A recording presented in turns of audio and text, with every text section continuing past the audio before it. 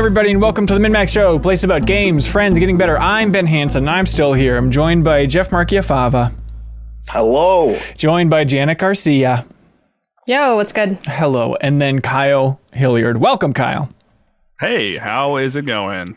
Kyle, it's going really well because of just so many things, but also because there's a lot to cover on this episode of the podcast. We have a packed show. We are going to talk about the Nintendo Direct. We will get to all that news. We're going to have some new folks jumping in the second half of the first segment of the podcast to talk about all that stuff. But before that, we're going to talk about Sifu, which is out now. We're going to talk about OlliOlli World a little bit, all that fun stuff, and maybe some other odds and ends thrown in there as well.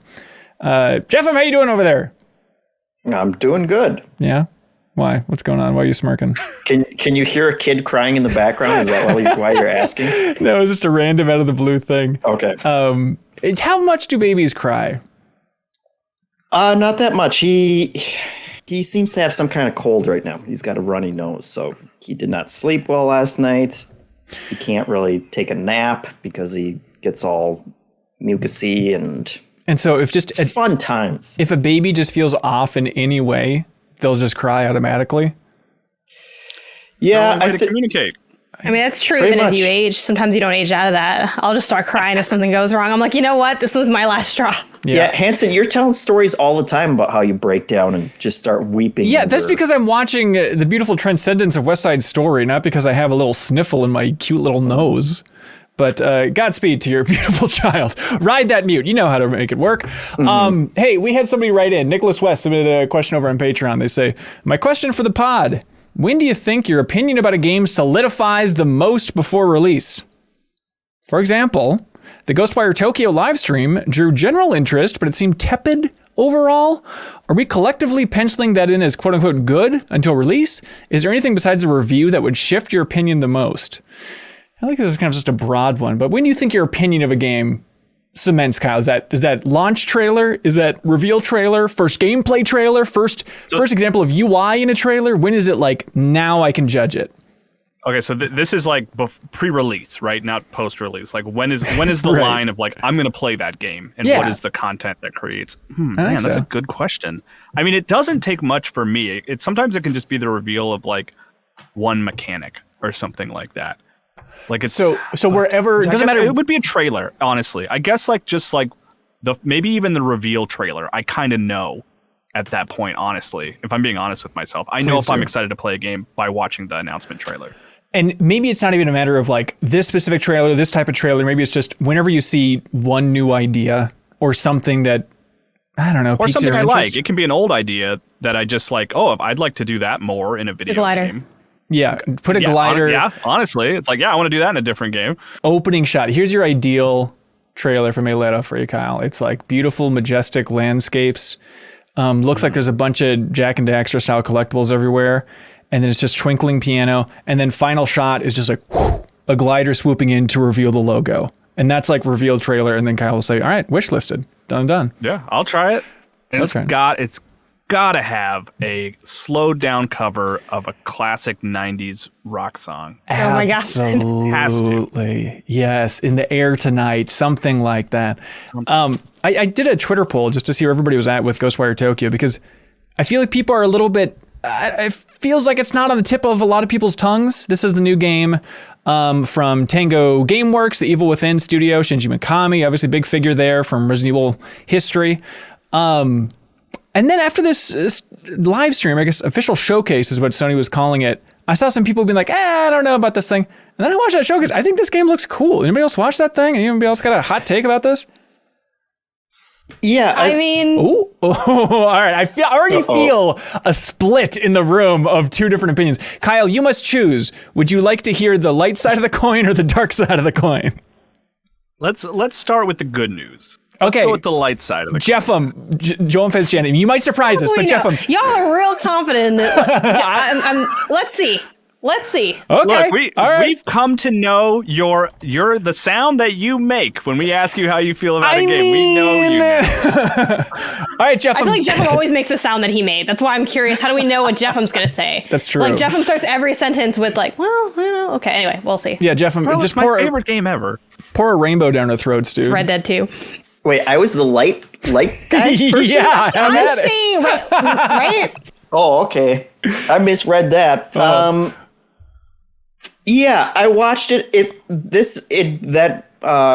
First reader question is the perfect kind of segue into that, because I feel like after about 30 seconds of watching the gameplay, I was interested. Yeah. But it looks a little, I don't want to say janky, but just not as fluid as I would want from kind of an open world combat game. Like some of the magic stuff that he was doing looked interesting, but I kind of already got the impression of like, it's not going to be, an arcane style. I'm zipping over to this place and it's going to I don't think it's going to feel as cool as it kind of as some of the, magic stuff looked. Yeah, well, let's take a step back for a second here. So this is, Ghostwire Tokyo, PlayStation 5 and PC exclusive. It's very much in that Deathloop vein of it was a console exclusive, even though it's published by Bethesda. So even though it's a Microsoft studio, it is a PlayStation exclusive coming out March 25th.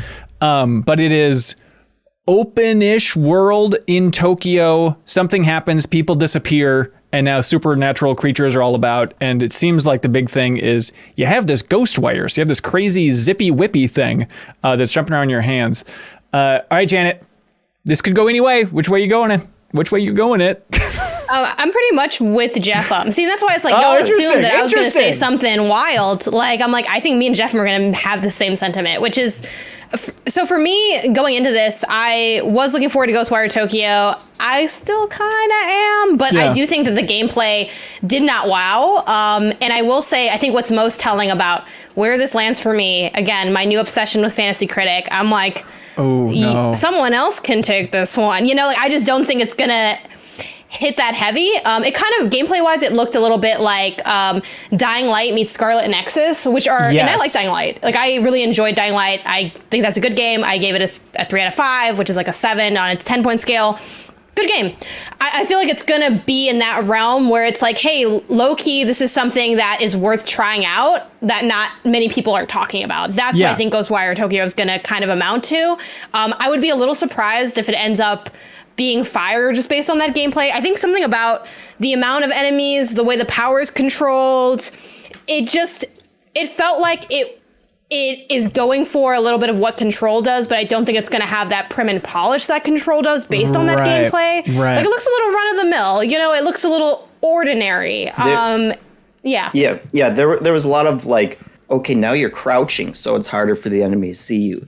Now you're shooting an arrow at them, but it's, stealth, or you can sneak up behind them and then grab them and do a stealthy takedown. It's like, I've seen all this. I've seen smoother and more polished versions of this, but I do think like, I like the idea of the setting. I like the premise of the game, and I like all of the enemy, like, I guess most of the enemy designs. I like that there's just a bunch of weird looking yokai out there that you're going to be fighting. That is the part that gets me a little more interested. Yeah, weird Slender Man, weird versions of just like where it's like dancing, empty schoolgirls uniform ghost things all over the place. Like that was the one that made me pause and say, well, I don't like all of the designs. That's just kind of like, okay, I guess I'm fighting a schoolgirl uniform, but there's like the big teeth guy that's wiry hair and kind of weird looking monsters. I'm happy to fight in kind of a first person open world game. Yeah, I wonder if you don't do that a lot. This is going to be a stretch, but I wonder if it's going to be a little bit like a Halo or like a Halo Infinite. We're going to be around this open world, just like you have to get used to those types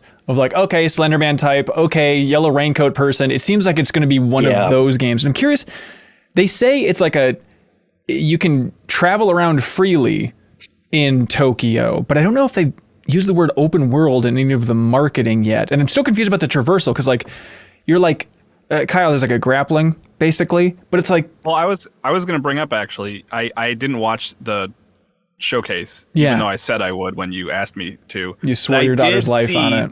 Classic. Yeah, I did see a bunch of, GIFs people sharing online, and one of the ones that stood out to me talking about things that just instantly make you like, oh, cool, I want to check this out, was traversal of like someone using the Ghostwire to zip to a roof by attaching themselves to like some kind of creature, and I was like, that looks cool. I want to do that in Tokyo. Yeah, totally. I think this setting is the most exciting. I'm actually kind of mixed on that, because I do like grapple hooks in games, but it seems like it's one of those where it's like, okay, here's a specific point that if we put that there, then you can grapple up onto that and use it, as opposed to the kind of Halo where it's like, go anywhere you want, do like get crazy with it. Right. The star of the show here for the gameplay we've seen so far, other than the setting, which I think is cool, is seeing the hands. And they're like throwing talismans and doing just crazy motions with I'd imagine it's called the Ghostwire. They called it a wire, I think, at some point, but just like the grappling, then like pulling a little bit on enemies and just like stretching. It's like they're doing the cat's cradle string thing, but with like this energy. And it took me forever to try and figure out like, what is this? What does this remind me of like the hands moving so quickly in a first person game? And I was like, am I thinking of like, Kyle, we all know the legendary scene with Trunks where he does like that hand thing, like bam, before he blasts Frieza. It looks like that. And I was like, is it Dishonored? But then I realized what it is it reminds me of Zenyatta in Overwatch. Like that first person constant hand movements, but it's such a cool, captivating look that if you're a fan of hand animation, look no further than Ghostwire Tokyo coming to a shelf near you or something. That's the back of the box right there. Hell yeah. Amazing hand animation. Best hands in the game. That's right. And I know hands. I'm named after them.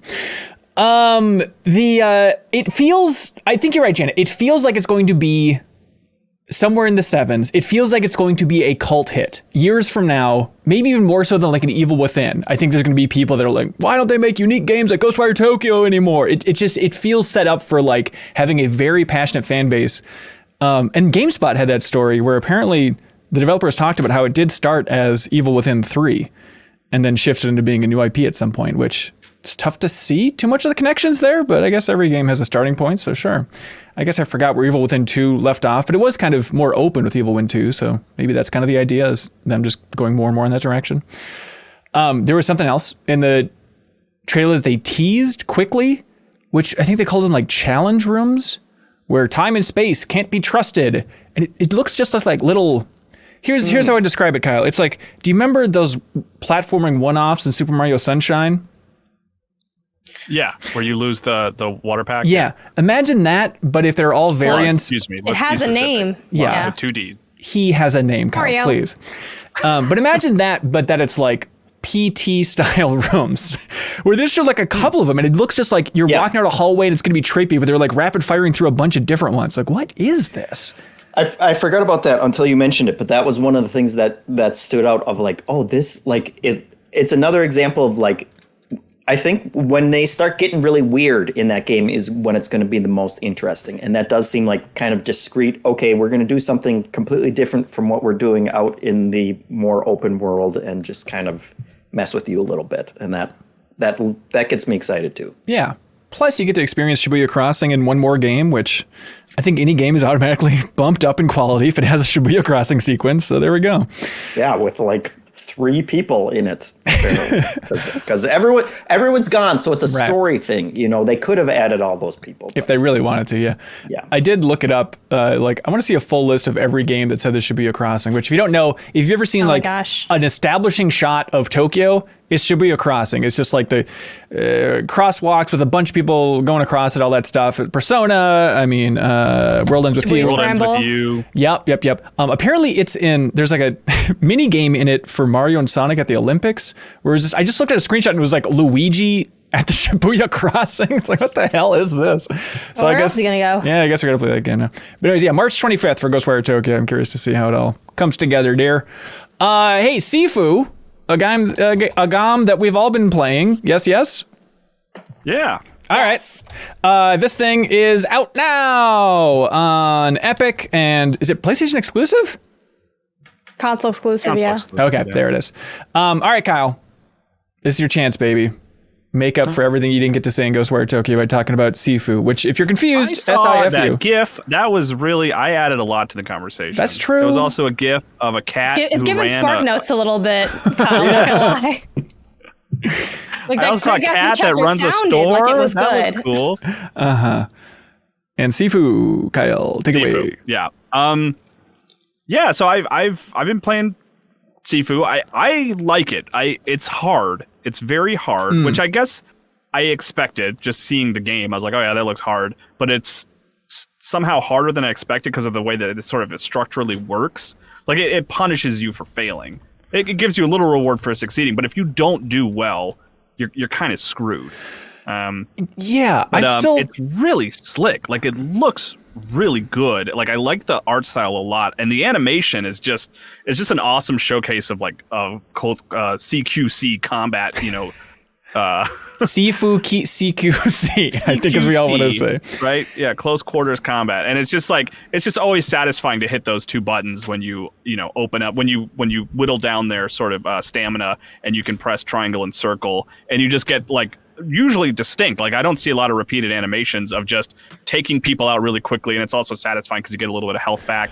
Yeah. It's cool. It's like Kill Bill, especially because I'm playing as a woman, so I'm like playing it as though I'm playing a Kill Bill video game, which is fun. And then they even have a sequence in the hallway, which is just like 100% ripped from Old Boy, which is just cool.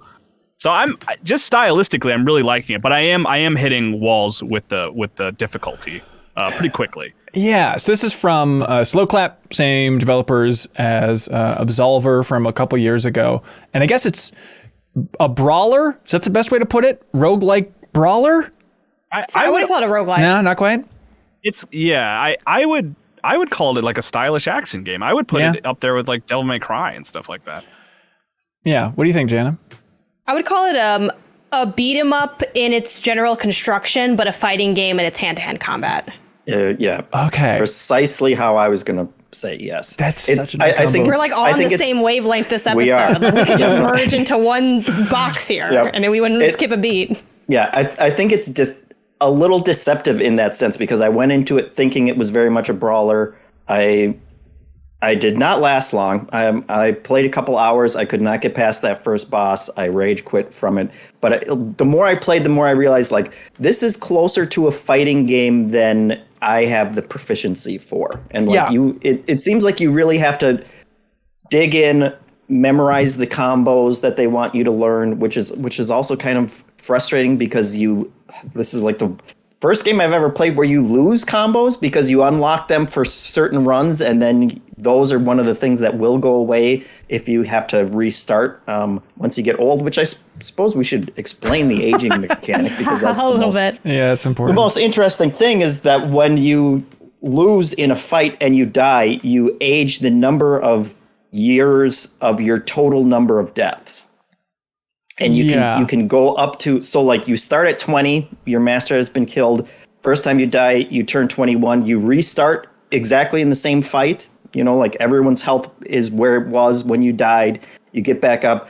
Second time you die, you're 23, then you're 26. And so it just compounds in a way that's really interesting and intriguing on paper. But then like it's the part of the game that I like, that I find the most interesting, that I like the most, but it's also the reason that I ended up walking away from it, because it really does compound your frustration with it as well when you start dying. And it's like, wow, I've aged 40 years in this one fight, and I feel like I've aged 40 years playing it too. So I'm still confused about a lot of things about this aging system. So like I beat the first boss and I was 46 years old by the time I took them out.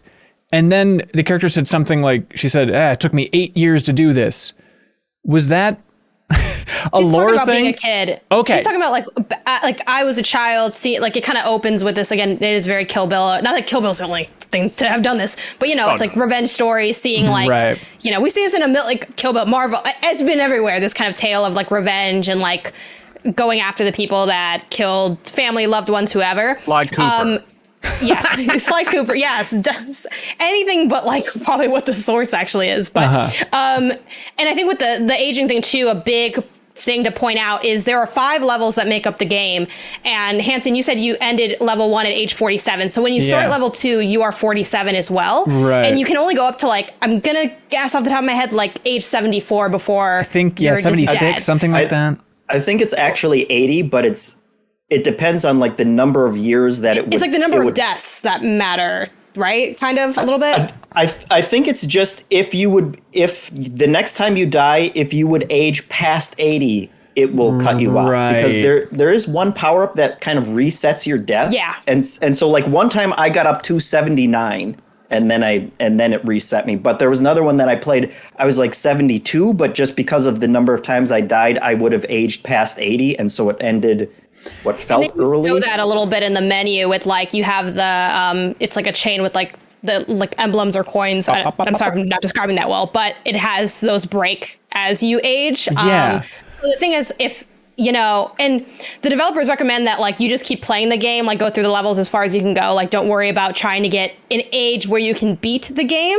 Because obviously if you enter level 4 at like 72, you're probably not going to be able to beat the game. You'd have to have like an impossible run. But you can go back then and like replay level 1 and get a lower age, and then you would start level 2. So I think where people start saying like, oh, is this rogue? Is it not? Is in the way that your age carries through the levels, but that progress is saved. Other things that are saved that are worth noting, if you permanently unlock something, you have that forever, but you have to unlock it 5 times to permanently unlock it, and that does have to be within a singular run. And I'm using run in terms of your game over, you know, essentially, like if you think of a Mario or whatever. And then other things that progress, you learn, which this is an element that I think is really interesting. Like I like the aging system, and I like that you and this is also where it gets a little bit rogue, where you learn things about the people that you're going after to kill and the environments that you're in. So in level 1, like, sure, it's tough, but you also can find like a key either in level 1 or level 2, I forget, that unlocks a door that provides a shortcut. So it just have like that shortcutting that makes it so that, okay, when I go back and play level 1 personally, because I'm currently on level 2, I can open a door and get to the boss much quicker. So then, you know, it's easier to kind of make that progress or to like improve your levels later as you unlock these sort of shortcuts and additional paths. Yeah, and it's all like death loopy. You got like a whole intel board that you're like slowly piecing stuff together in to kind of build out all these different levels. It's the Always Sunny conspiracy board. Yes, it is exactly that. But I mean, yeah, Kyle, I mean, you mentioned it a little bit, but it cannot be overstated, I think, just how good this game feels, like especially out of the gate. I was like, oh, this is why the previews were so red hot on this game. Because it has single-handedly convinced me that, like, yeah, maybe we do need best feeling as a category at the end of the year for games. Because, like, just the way this game sinks in, it just feels like a very intimate version of, like, the Arkham combat is the best way I can put it. But, like, in this setting, but you just have those moments of in free-flowing combat, doing counters. Then, like, the best is the first time you, like, kick a pipe or something on the floor and it just pops up directly in your hand. You continue the combo with that. That is just an amazing feeling.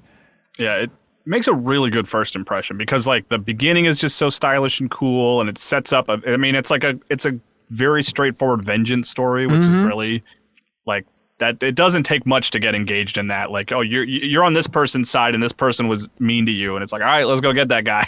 And it does a good job setting that up. Yeah. So how are y'all feeling about it? I like it, but I'm definitely at that point where like I don't think I'll stick with it, but I appreciate the hell out of it. I think Slowclap did an amazing job with it. I mean, I'm going to keep going on it. I actually did this thing, which I think is how they expect you to play. It's like I beat the first level, made a fair bit of progress in the second level, and I was like, you know what? I'm going to go replay the first level a handful of times to permanently unlock things, and also have a good run where I'm a young person with like a bunch of upgrades that I can take into level 2. And there are, like Janet was saying, like there are different avenues that you can take through level 1 after you beat it. Like there's a shortcut that you can take that lets you encounter different enemies and stuff like that. So I'm sticking with it until Elden Ring comes out. Probably we'll see if I make it to the end. If I'm being honest, but I like it. I like it so far. Yeah. What about you two? For me, it falls in that the Cuphead category of games that I adore, and I absolutely wish I still had the young person skills to get through and to see more of it, but they don't give you a difficulty level, and so I'm not gonna keep beating my head against the wall on this one. Yeah, you two are still fused then. I too am piecing out, and I'm the youngest person here. Spoilers for my real life age, which is 28, and I can't do this like right now. That's like I'm gonna 2 try. Sifu deaths. Yeah, I know. I got my whole life ahead of me. Maybe if I play my cards right. I think the game's highly stylish. I think the game is a good, if not great game, but because it's so combo specific, like it's just not going to be something that I'm willing to get good at. People have been, and not that people are always nice online because I can be a mixed bag, but people have been like, you can do it. Like, I know you can do it. And I'm like, you know what? that's good. That's going to be good enough. Like, we're not going to prove this because, like, sure, could I do it? Yeah, I can do almost anything if I really try. But I don't think I want to get good at this because the game also, in my opinion, doesn't have the best construction in terms of learning the fundamental skills that are required to be good at this game. And those fundamental skills are parrying and being able to know and execute combos. I can see triangle, triangle, long hold on triangle, and I can even do it in like the training ground on a testing dummy. Yeah. But I can't do it consistently, and I need consistency. I lack the consistency needed to be good enough at Sifu. Now, when I first started, like I previewed it and it was hard, and I felt like it was hard but manageably hard. And then when I played the actual like review build, which this had already been after they did add like some balancing in the first like area specifically, I think, like pre-release. Yeah, in fact, Jeff, I think if you went and fought, they made the first boss easier already. Yes. Okay. Wanted to give another shot, it might be easy. That update had dropped like I think Wednesday before release, so something around that time you would have had the updated version. But I left at level 1 after maybe like only like an hour or something, age 27. I was like, is this a good age? And like people were like, oh yeah, you're doing great. I'm like, great, okay, pro gamer here, never doubted myself. Level 2, kicked my butt 6 ways to Sunday. I played this game for a total of 6 hours and I never got out of level 2. It's supposed to be how long to beat, estimated by the developers is 15 to 20 hours. Yeah. I just don't think, it's just not there for me. Like, I really have to be my best self to get through it. So, like, that's just kind of where I'm at with it. But I think it is, like, really stylish and well-constructed. I would like to be someone that could finish it. But it hurts my hands. And I get it. I'm good. Yeah, I'm good on this one. It's one of those games where it really made me think that, like, I'm done with games that don't offer a difficulty setting, and From Software is the one where I'll give them a pass because they seem like the way that they design combat. It's not timing. It's not really timing based. It's not reflex based. You can learn the things that you need to know in those games and make exponential progress. Like consistent progress and get through those games. And I feel like this is one. Cuphead is one of those games where it's like I can learn attack patterns, whatever. I can learn the combos if you want me to, but like. Going up against that one boss, I guess they made him easier now at this point, but it's like, yeah, if you hold in the block button and then you can press up or down depending on if it's a high attack or low attack. It's dude, you are giving me so much credit. Like, I see a flashing. I hope I can get the block button pressed down. I'm not picking out which direction it's coming. I just don't have those reflexes, and that's not something that I can learn or make up for. And it leads to a more frustrating experience than I'm willing to put up. So with. Playing this game, it just reminded you of your mortality. Not only because they're age, seeing numbers like scroll ways. up. Yeah. It's all the game really does. It's $40 for everybody out there curious about this thing. Something they really love to do on the PlayStation 5 at least is they love making noises come out of that controller. Oops. They are all about it. Like if you're in an area, I think it's in the first world. Yeah, the rain and everything. The rain. I'm kind of into it. Really? Though. Like I feel like, look, this thing was hella expensive. Yeah, I want to feel the wind in my face. I want to have like those terrible 4D movie experiences. Like if you're not turning a fan on and I'm not feeling that breeze, I am all for it. What was this for? I'm all for it, but I have a problem when, the TVs that we're all playing these games on, the speakers on those TVs are 300 times better than any speaker they could ever afford to put in a PlayStation controller. And the part that drives me nuts is that like they had this tech last gen. They had sounds come out of the PlayStation 4 controller and then they just kind of trailed off because everybody realized it's kind of dopey to have like this Wiimote speaker blaring the sound of an insect coming from your hands. Like it's not immersive. It's just like showing off the tech for the sake of the tech. But like why have a sound that objectively sounds like shit compared to the ones coming out of your TV to just take you out of it? It's bizarre. Yeah, I think I turned my controller way down while I was playing Deathloop because it kept on scaring me every time someone started yelling at me. So it's better at a lower volume. Yeah, there might be some sweet spot, but even then, it's like, does anybody feel 5% more immersed? It's too much. But I'm always curious about what developers are doing with it, so I leave it on. I can't win. Hey, there's also this game that came out called OlliOlli World. The big sequel to Roll 7's OlliOlli and OlliOlli 2 skateboarding game. But this thing's kind of like a visual reboot. It feels like a huge expansion of everything they were doing before. heads up, full disclaimer, Janet did a mock review for OlliOlli World. So grain of salt, but Jeff, did you get a chance to play this thing yet? I did, which disclaimer, Private Division supplied a code for it as well. They said they wanted us to disclose that as well. That's right. And Kyle, do you have any disclaimers for this? No. I hate skateboards. He's a skateboard. You know what it makes me think of actually? What's that? Is Rocket Power. I love Trials, right? The game Trials. Yes. But it's always like I love the first like 4 levels of Trials. Right. And after that, I'm like, I've crossed the line of it being fun anymore. Where this feels a little like Trials, but without that line. Okay. Like it just kind of seems to stay fun. That was a very sneaky compliment. That was backdoor compliment. Yeah, I kind of had a similar thought process where it's like, well, I played those old ones a little bit and was like, oh, this is kind of fun. If I got into skateboarding combos and stuff, I think I could do it. And then with this, it's like, oh, this feels more like a Bit Trip game than I was expecting. Kind of like a Bit Trip. Tony Hawk is the obvious comparison here and whatnot. But like the art style is the big change up here. Well, one of them. And it seems very like Adventure Time, adult cartoon, but not hentai. Is that a category? Is that how you describe this look? Those are really close for you, huh? That's just Yeah, I would love if we could just re-scrub back the last couple seconds. Yeah, absolutely. So it looks like Adventure Time. Yeah. Janet, what do you think about this since you spent the most time with it then? I love this game. It honestly really surprised me a lot because I had played a few minutes only of the first OlliOlli game. And of those minutes, I was like, nah, because it's funny to think of this game in relationship to Sifu because they're both combo heavy games. Right. But they're treated super differently. Like they're like on opposite ends of the spectrum. And my beef with the original OlliOlli was, I'm like, I can't do what you're trying to get me to do, where I have to have these perfect landings or else I wipe out. Like it's a lot to keep in my mind and I'm not quite good at it or interested in it.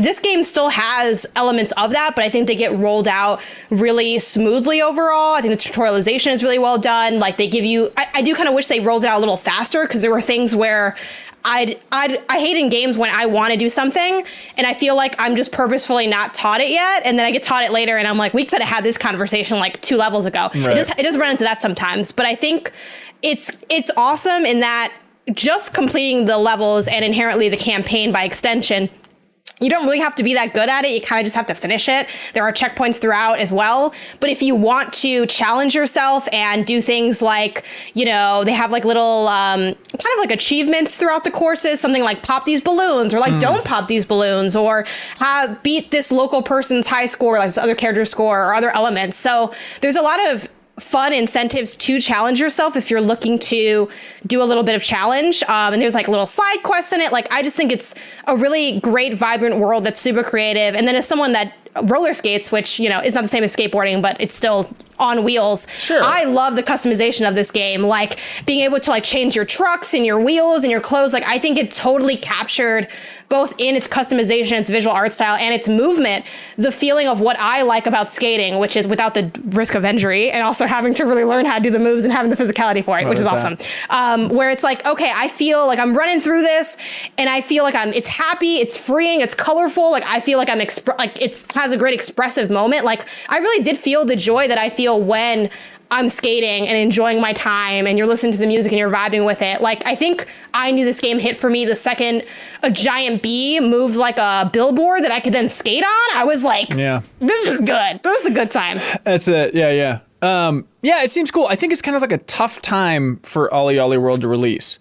And if you would have blindfolded me a while ago and said, what is the right time for this to release? I'd say, seems like an early February type of game, but like this year, I worry that this thing is just going to get crushed by everything releasing around it. Yeah, what happened? I don't know. All of a sudden, I mean, I guess it always kind of happens, but more than ever, like it feels like, oh, by the way, here's 6 really good games that everyone likes right now here. Yes. I'm like, oh God. Okay. Good luck, everybody. I haven't beat Mother 3 yet, but all right. Yeah, I literally went from like 2 months of just having nothing that I wanted to play and still ignoring my backlog to like, oh my God, I have so many games installed now on just my PS5 alone that like I gotta start churning through. Yeah, hell yeah. And but to that extent, I think OlliOlli World will have will have longer legs. I don't think they have to worry about the release window that they're releasing in. I feel like this is a good eShop game when you're just scrolling through, one lazy weekend or whatever, and it's like, oh, that looks interesting. Now's a good time to pick that up. Yeah, I didn't play it on Switch, but it definitely feels like one that would be great just to have on Switch if you want to just do some skateboarding runs, progress a few levels, have a good time. Yeah, it seems like that type of thing. And also, Roll7, the developer, they were purchased by Private Division a while ago. It was one of those quieter acquisitions, but also in the great acquisition war, they've been gobbled up. So hats off to them. We could expect more OlliOllis in the future, I suppose. OlliOlli Galaxy coming next, you think? Ooh. I will put money on it. OlliOlli 3D Land. That sounds scary. I don't know if I want that. Okay, can we finally talk about this Nintendo stuff, y'all? We've been waiting too long. Let's see. Janet and Jeff, thank you for being here, but do you want to clap out at the exact same time just to keep up your unified front on this episode? That's right. Ready? Hey, there we go. We have Sarah Pazorski joining the show. Hello. Smooth as silk. And then Jacob Geller, friend of the show. Welcome, Jacob. Nintendo Switch ain't got no games. That's what they all say. And look at us now. We're rolling in it. Handfuls of games? Sorry. I'm checking my notes. Nintendo Switch has every game. Yeah. I got that wrong. Officially, yeah. No Man's Sky has been ported to the Switch, and that's the end of the road. That's all anybody could ever ask for. Nintendo Direct. We are hot off the presses. Is that how you phrase that? We just climbed off of the heated press. We just watched the big Nintendo Hang on. What did we do, Ben? We just Nintendo reacted directly to the stream, and now we're going to react on the podcast to you. So everything's still very fresh on our minds. Jacob Geller, if I was watching a reaction stream of you watching that, at what point during the Nintendo Direct would your eyes be the biggest, do you think? When Kirby sucked up that car. And then I didn't understand the anatomy of Kirby before I saw that trailer, and I understand much less now. Okay, so here's what we got. We knew that, hey, there's a big new Kirby game. Everyone's excited for it. Nobody can stop talking about it. And we just thought, well, it's standard Kirby affairs. You're going to be sucking up enemies and exploring new areas. It's going to be fantastic.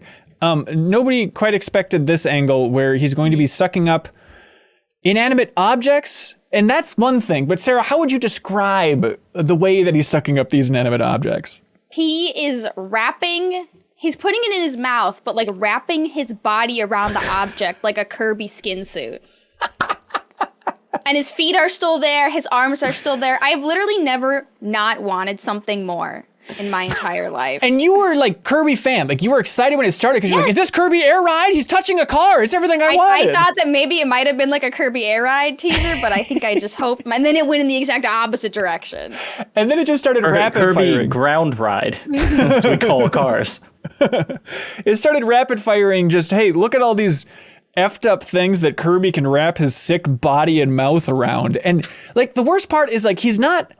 It's like he's trying to wrap his mouth around it. It's like the equivalent of seeing an anaconda trying to swallow a piano bench or something, where it's just it can get kind of close but can't quite seal the deal. That is what this is. It's hey, look at him having a cone in his mouth. It's Kirby cone mouth. We all love him. Here's Kirby scissor lift mouth. Kirby light bulb mouth.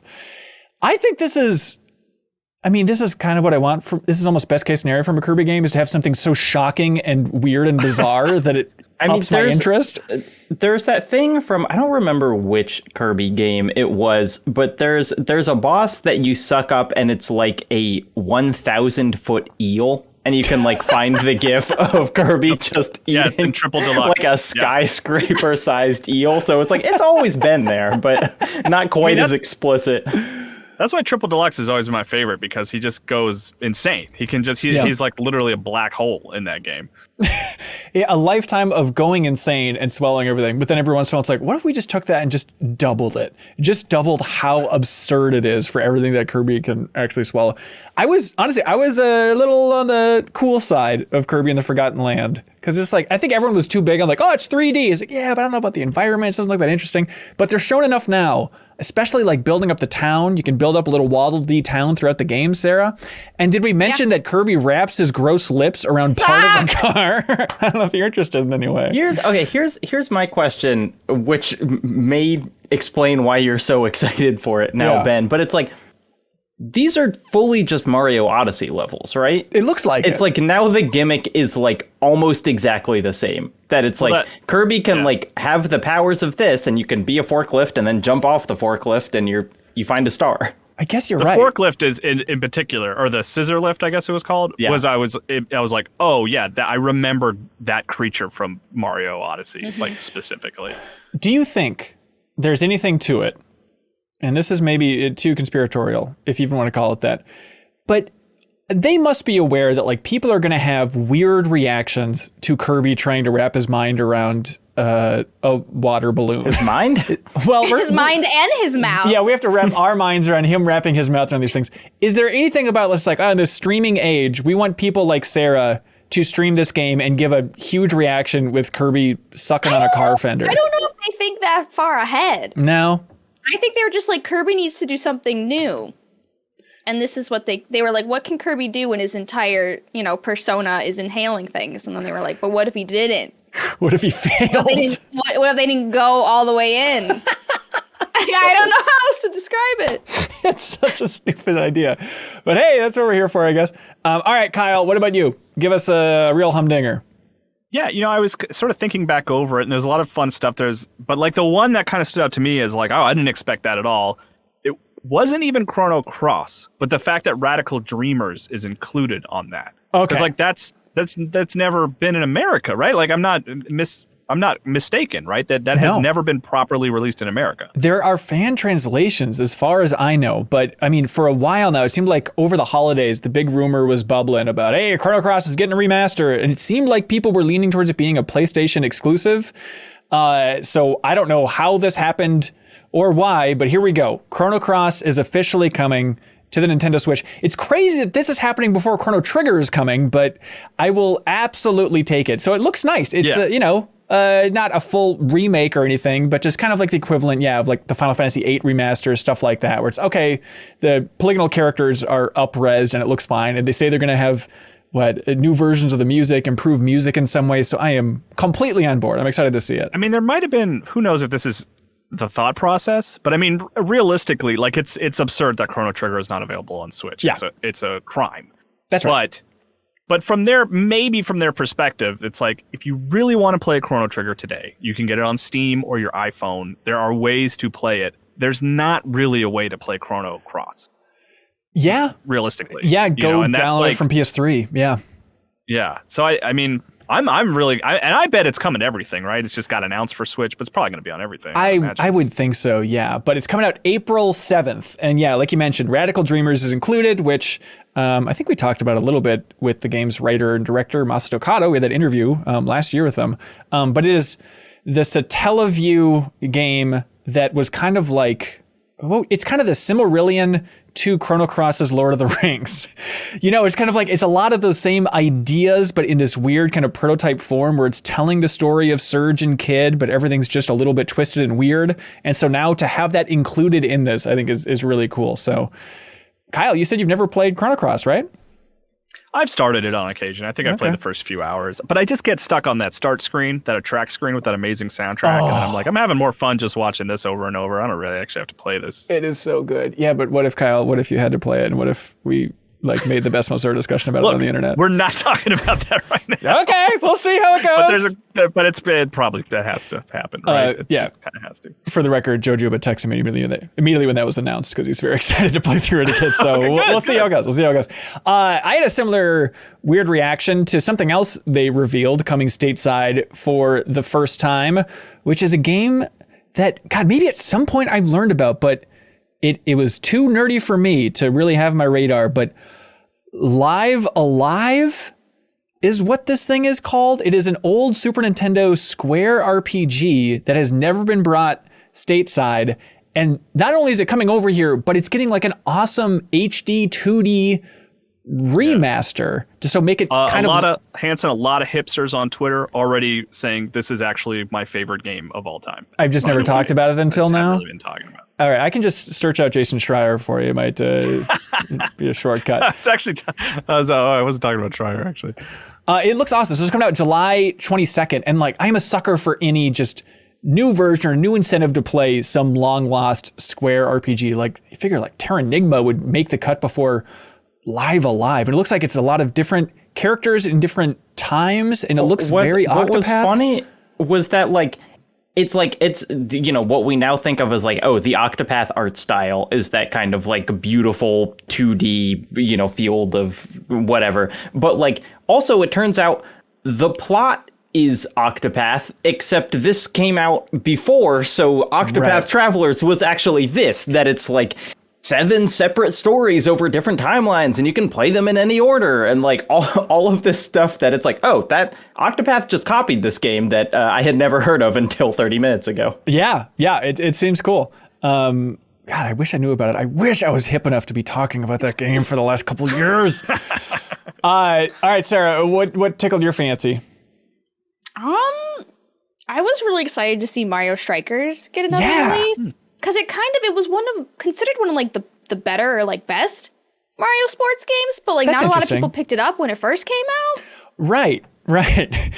Your pitch in your voice is increasing further and further. Yeah, I'm like, not a lot of people picked it up, but like excited to have it back. It's soccer. Yeah, Mario Strikers Battle League. I thought it was gonna be like some maybe weird online free-to-play thing, but it feels like no, it's just another full Mario sports game coming to the Switch, which at this point, all of them are here, right? Like every Mario sports game is on the Switch. Am I missing anything?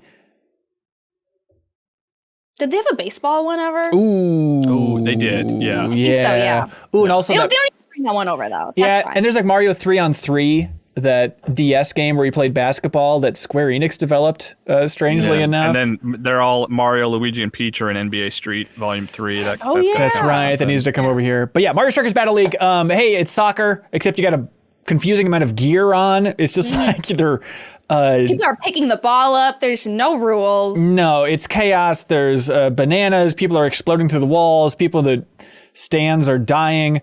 But anyways, that's coming out June 10th, and it looks fun and wacky. And the good news is it barely looks like soccer, so fans are rejoicing out there. I do believe. All right, Jacob, you want to keep just going around? All right, I got another one. Those are not my Mii's playing Wii Sports, tennis, and bowling. So they announced something that I'm amazed it took this long, but Nintendo Switch Sports, which is like a spiritual successor to Wii Sports. I think they should have called it Wii Sports too. I think they're cowards.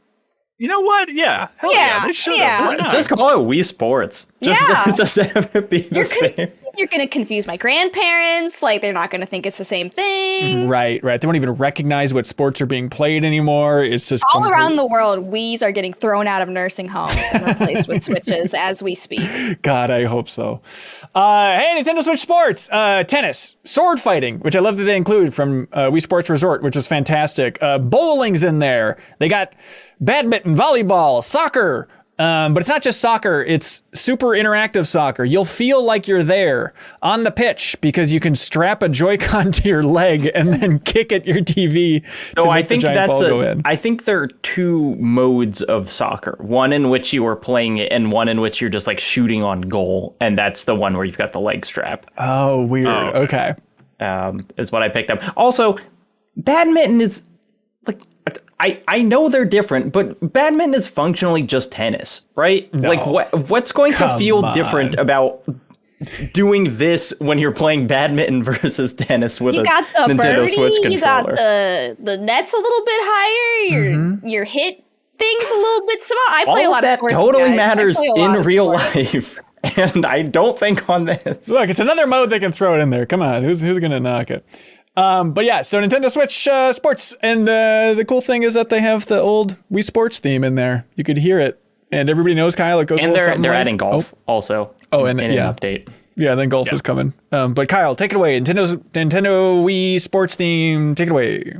Let's talk. I mean, it's not a ton to say about it, but I mean, Mother and Earthbound on Switch. I thought I thought I was setting you up to sing the Wii Sports theme. Oh, I thought you were giving me my turn. Thank you, Sarah. You're on top of it. Is that good? That's beautiful. But hey, DMCA, take it down. We can't post this anymore. Nuke it from orbit. It's yes. Nintendo knocking on your door. Kyle, boy, you ain't lying. They served it up. The internet was losing its mind this morning because the creator of Earthbound retweeted the post about the Nintendo Direct and said, looks like snow or something well, like no, that. he said it's 7 a.m. It looks like snow. Amazing. It might snow. Right. Right. And of course, everybody knows that's Twitter code for the fact that Earthbound is coming to Nintendo Switch Online, which is very exciting. And then they said, what about this, Earthbound fans? What if also Earthbound Beginnings was releasing, the original Mother game that they released on Wii U a while ago and nobody cared about? And Nintendo fans and Earthbound fans, what if we told you that it was available later today and it's just those two? Okay, goodbye. And that was it. Moving on. Did we mention Live? Please go check that out, everybody, if you want some obscure import. Don't look here from other three. But still, cool. It'll be fun to have Earthbound on there. It's great. Having Earthbound on the Switch, fantastic. Love it. Hey. My expectations were very much in check in terms of Mother 3, but so I'm happy to just have Earthbound. Yeah. Also, weird things that were exciting for freaks like us. Freak like me needs company, as the Green Goblin once sang on David Letterman. But Klonoa is coming to Nintendo Switch. Klonoa 1 and 2 are getting remastered. Sarah. Yeah. It looks amazing, Ben. I can't wait to play it. I love Klonoa. See, Sarah didn't know what Klonoa was, and I'm trying to tell you, this is so up your alley. It's like a cute-looking Sonic game, except it's fun to play, and Klonoa is actually That's exactly what cool. I don't want. So you want jank-ass Sonic. Yes. Okay. How many times do you have to go over this? I don't play Sonic games because they're good. Okay, it's just like meme fuel? That's the way you're experiencing these freaky things? They're just dumb fun. Okay, all right. Well, Klonoa coming to the Switch soon for some good fun, everybody. Also, Portal 1 and 2 coming to the Switch, which is cool. Yeah, that's great. Yeah, fun to see. And all the Assassin's Creed 2s. Yep, yep, that's true. Funny way to say And that. okay, actually, I'd want to talk about this briefly. Please. The Force Unleashed is coming, but it's like when they were making completely different versions of games for the Wii, and so it's that one, and so it looks like garbage. Wait, it's the Wii one? Yes. Oh, I didn't know. Weird. I didn't clock that. That is because bizarre. they talked about it. It's like it has the motion controls from the Wii, but also I was trying to figure out like why does this game look just terrible? And it's like because it's not a port of the Xbox or PS3 ones. It's specifically the Wii version. I'm pretty sure. That's bizarre. Weird. Let's see other big things. One of the weirdest announcements, but I guess it's good news. There were so many rumors flying earlier this year about the next Mario Kart. And I remember the leaker was like, yeah, they're making a new Mario Kart, but this time it has a twist. And turns out the twist was that they're not making a new Mario Kart because they're just making 48 new courses for Mario Kart 8 Deluxe. A Mario Kart's worth of new tracks. It's insane. You just take the 8 and then just make it a 9 and then be like, guess what? You're playing it all along. Yeah. Here you go. I mean, I feel like it's like they know like what else is there to add to Mario Kart. Like with Mario Kart 8, they did it. It's like you made Mario Kart. Now all that's left is to it's the same as Smash Ultimate. It's like what else is there to add other than just anything you could possibly imagine. And it's like the odds of them selling as many copies as they sold. How many copies have they sold for Mario Kart 8 Deluxe? I mean, it's the best-selling game on the Switch. 400 million. Okay. But the idea that they could sell that again for Mario Kart 9, it's like, well, what are the odds of that? Versus like, we already have the install base, which is insane. So let's just release a stupid amount of DLC. Yeah, so right now it's 39 million copies of just Mario Kart 8 Deluxe on the Nintendo Switch. And so here's 48 courses. It's a lot of remastered. It seems like damn near every old track from old Mario Kart games are going to be thrown in this thing. So I mean, they're all remastered, to be clear, right? There are no new 100% new tracks. it seems that way. Okay. But also, I mean, it's like when they remaster like a track from, you know, like the SNES, like it's essentially a new track. You know, like Totally. they do a lot more than just kind of slap it in there. Yeah. So it's going to be $25 for all this stuff. But also, if you have Nintendo Switch expansion pass online packy thing for the N64 games, then you get it for free, which is pretty cool. So it's a weird one. Weird that way. Weird thing rolled out that way. That just like that. Is Mario Kart a platform at this point? Is that the future? Is it the Destiny approach, right? I guess. It's just so weird that, like, why do it now? Years and years after that remaster or port was released, they just suddenly realized, maybe they're making all these new tracks and just realized, like, what? Let's just make a DLC. Why make 9? It's just so bizarre that in 2022 we're getting all that new stuff. There's a very exciting, dark, moody trailer that Kyle thought was Metal Gear Solid 2 being ported to the Nintendo Switch. And then, of course, that is the new trailer for Splatoon 3, which every trailer is just getting weirder and weirder for the Splatoon franchise, unrecognizably so. It's for their horde mode, the salmon run. But how would you describe, like, the feel of this, Sarah, if you had to sum it all up? To me, it feels like you got a bunch of Gen Z together and, like, shipped them off to World War III. Yep. I don't, like, it's like a bunch of squid kids going against, like, a Godzilla salmon in this really gritty, war-stricken, I don't know, port? Like, I feel like I just missed something. Like, I just looked away for a brief second, and then I looked back, and, like, Splatoon is in flames. No, it's like Akira Yamaoka from Silent Hill is making music for TikTok, and then that's the soundtrack. Yes. The most disconcerting soundscape of any game that they showed. I'm totally here. Let's just listen to the audio a little bit. Just pay attention to this.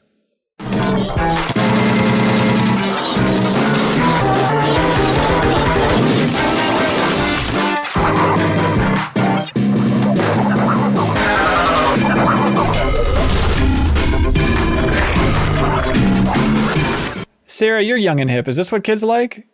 This is like what my brain sounds like when I'm having anxiety. Like, this is the only way I can describe it. I'm so uncomfortable. Yeah, I guess that's the point of Splatoon these days, is to make you feel uncomfortable with your brain. Like, it's a lot of environmental issues, you know, trying to float them to the top and get people to pay attention. Yeah. You should feel bad about the way the planet Earth is right now. Play Splatoon. Yeah.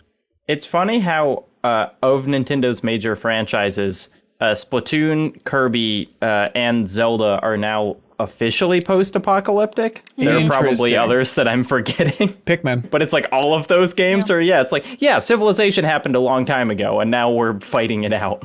Yeah, someone check in with the developers, please. Are they okay? They're just looking out their windows, man. They're watching the snowfall.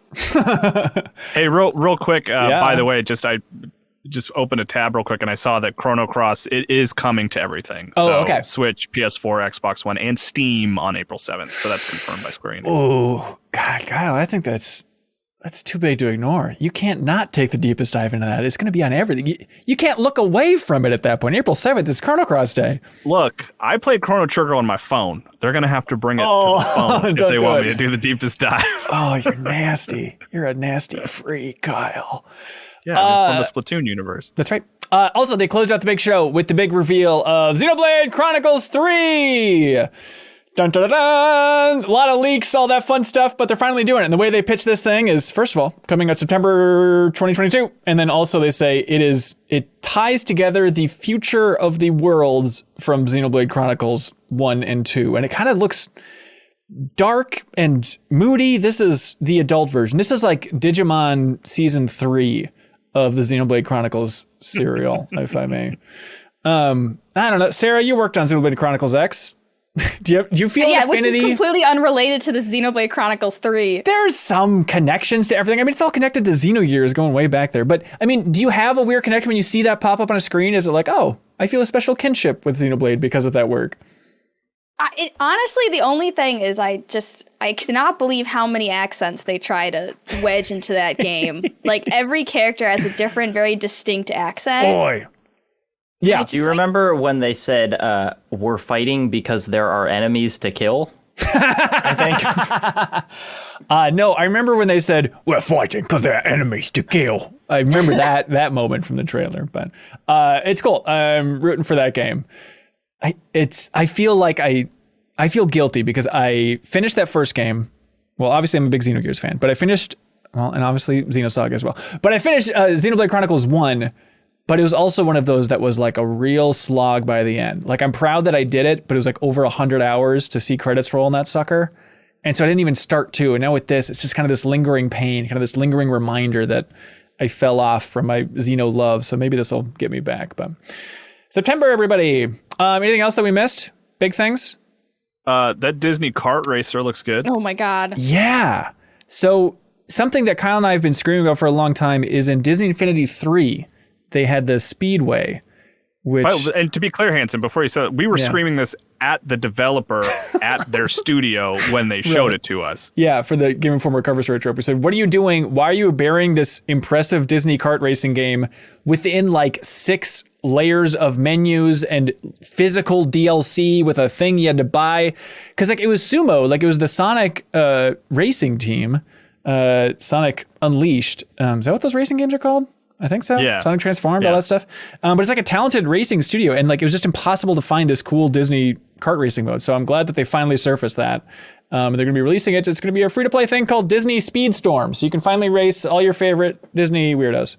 Oh, I missed free-to-play. That actually kind of that kind of dampens it a little for me. I thought that was kind of gross because it's just like it's like so targeted towards kids. Yeah. You know, it's like this is a game that kids play, and so it's like, all right, kids, steal your parents' credit card and buy a costume for Jack Sparrow. Like that's what it felt like. I mean, but have you ever played?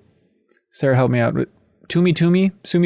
What are those things called? Like the free to play. Oh, fat Tsum Tsums. Yeah, I feel like there's so many of those free to play Disney things, and also just like Yeah, but that's a mobile game. That's like very specifically a mobile audience. So you feel like that's different? It's also still bad. Of course. I'm just saying that like played a lot of Zoom. I'd say most of these free to play games are being catered towards kids at this point, right? And also, it's interesting that Disney game is being developed by that big mobile developer Gameloft. Yeah. Is that where it's like, I thought it was interesting that they said creator of the Asphalt series and like didn't even put context around that because it's assumed that like that is big enough and that's just a big mobile racing game. Right. Yeah, it is odd.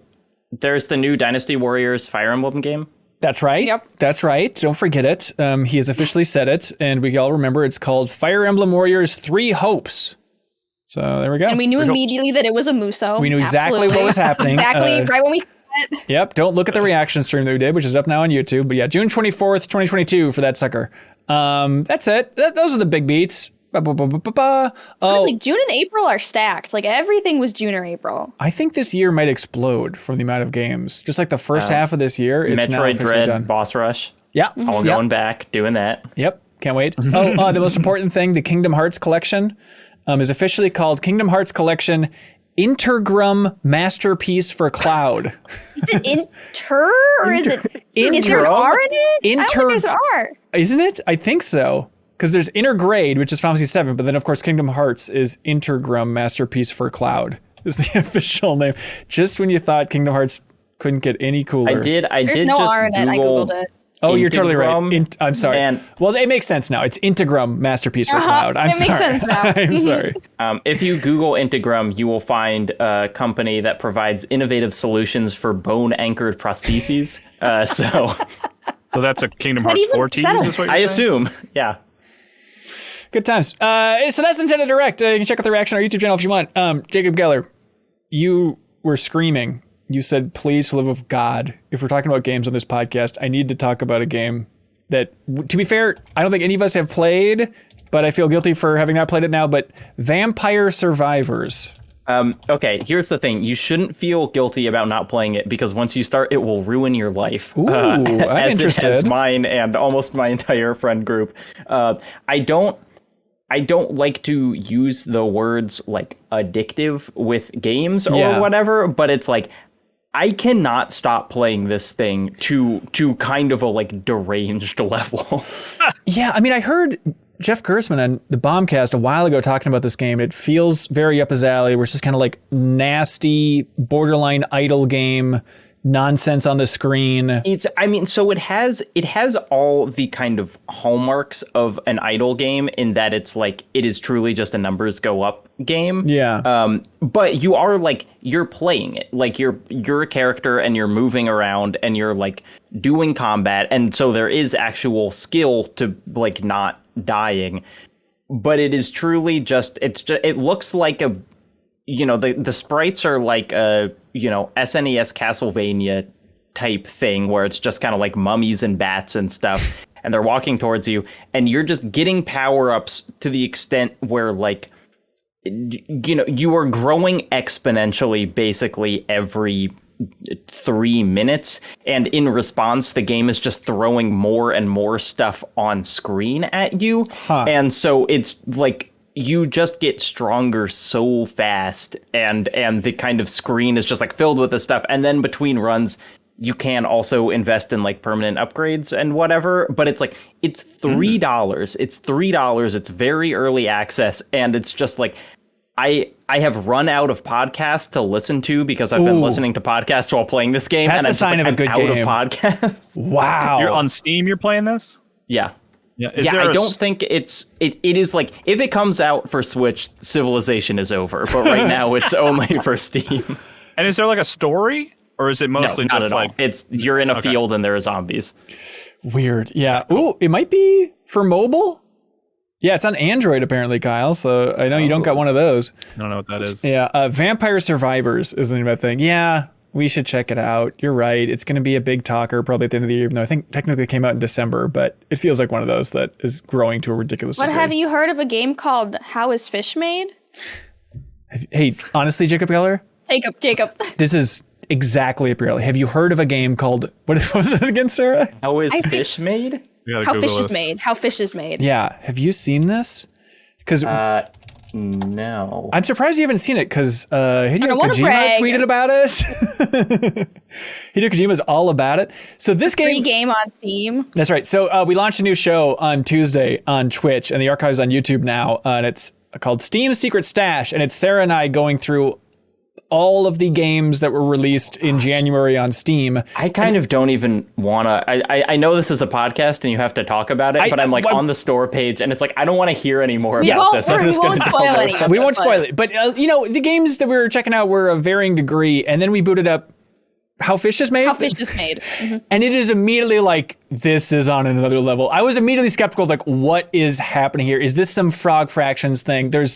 This feels too deliberate, and I don't know who made it and how, but it feels like a Dreamcast game where you're flopping around as a fish, and it's only like 30 minutes, It's Sarah? like 30 minutes, yeah. Yeah, if you're an artsy-fartsy Jacob Geller type, with all due respect, I think you should check out How Fish is Made. But it is a horror game, but it's like not that scary. But if you're like squeamish, I wouldn't recommend it. Yeah, it's very big into warning you that like if you don't like the... Was it tryptophobic? What's it called? Where you're scared of holes in bodies? Like holes in skin. I mean, I have friends who are specifically have phobias of fish, but they would probably not even get to the download page of this one. Yeah, I don't think so, but it's a good time. Do you get that a lot, Jacob Geller, by the way? Now that you're a hit YouTuber, do a lot of people just say, hey, artsy guy, you'll like this game no matter what? Yeah, I would pay $100 for people to stop telling me to play Cruelty Squad. It's like, I appreciate when I get stuff like this because I've never heard of this game and I will play it. But usually it's like, it's games that are fairly popular and I just haven't talked about publicly. And people are like, Jacob hasn't heard of this and it's going to blow his mind. Right. Hey, Jacob Geller, do you know how this whole thing operates? Fish. That's right, everybody. Fish, which you can find at patreon.com/MinnMax with 2 N's. If you're wondering how we exist and where all these wonderful questions are coming from that are submitted each week for the show, you can find out by just going to check out patreon.com/MinnMax with 2 N's. We reworked some of the tiers recently, so find a tier that's right for you. We would appreciate it. And thank you to some of our biggest supporters, like the fine folks who made Star Wars Jabba's Palace a love letter game. Did you watch the Book of Boba Fett? Did you say Jabba's Phallus? Jabba's Phallus. Jabba's Palace? That's the place for you me. You that one there, Hanson? Nope, leaving it in. Then you can say, I would like to live inside of Jabba's Palace by playing this tabletop game for 2 to 6 players. It is a great entryway into tabletop gaming, so you can check that out. And I think it's just cool that there's a Star Wars tabletop game that we get to plug on this podcast. So you can check that out. We'll be doing a giveaway later in this month as well, so please look forward to that. It's Love Letter is the core game, then this is a Jabba's Palace variant of it. I'm looking forward to playing it soon, and I'll let you know what I think about that. Also, thank you to the fine folks at Diverge Coffee. They say, hey everybody, Bryant and Nick here from Diverge Coffee. We just wanted to thank you again for all the support. We hope all of you wonderful MinnMaxers have enjoyed the coffee you've gotten from us. If you haven't yet, check us out at Diverge Coffee and use code MinnMax for 15% off any order. Again, that's divergecoffee.com, discount code MinnMax with 2 N's. And thank you to the fine folks at Fixture Gaming. They want everybody to know about the Fixture S1. But look, I've been talking about this thing forever. It's a clip that you put on your Nintendo Switch Pro controller, then you slide the screen on top of that. But look, E&T Clark, unprompted from the community, he submitted a comment over there on Patreon. He says, hey, E&T Clark here.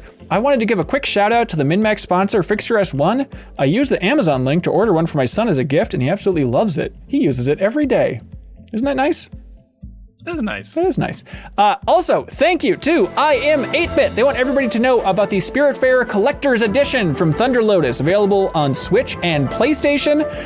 It is an I Am 8-Bit exclusive. It has a fully functional Everlight replica as well from the game, which is very cool. And it has a Constellation Lantern display box. Who doesn't love Spiritfarer? It's just the best. Jacob Keller, I assume you love Spiritfarer? Oh, I love Spiritfarer. There we go, great. So you can check out that collector's edition on I Am 8-Bit's wonderful online store. And if you want to check that out and anything else in the store that's under $100, you can use the promo code TIGERSTYLE for 10% off. TIGERSTYLE for 10% off everything in their wonderful online store. So help support I Am 8-Bit because they ship out a prize each and every week to the MinnMax community. And this week, they're shipping out a copy of Etherborn on PlayStation 4, a physical game. They're shipping out. And all you have to do is just support us on Patreon and submit a good question and then win question of the week. It's totally doable, everybody. Kyle, we have so many good questions that I don't think you can handle it, dude. I don't want to hear about them. They intimidate me. I understand that. Okay, well, bye, Kyle. All right, I'm clapping out. See ya. Bye. Leo Vader, welcome to the big show, dude. You're welcome for having you. What is this new character you're working on? Or is that just you, man? I'm a musician now. Really?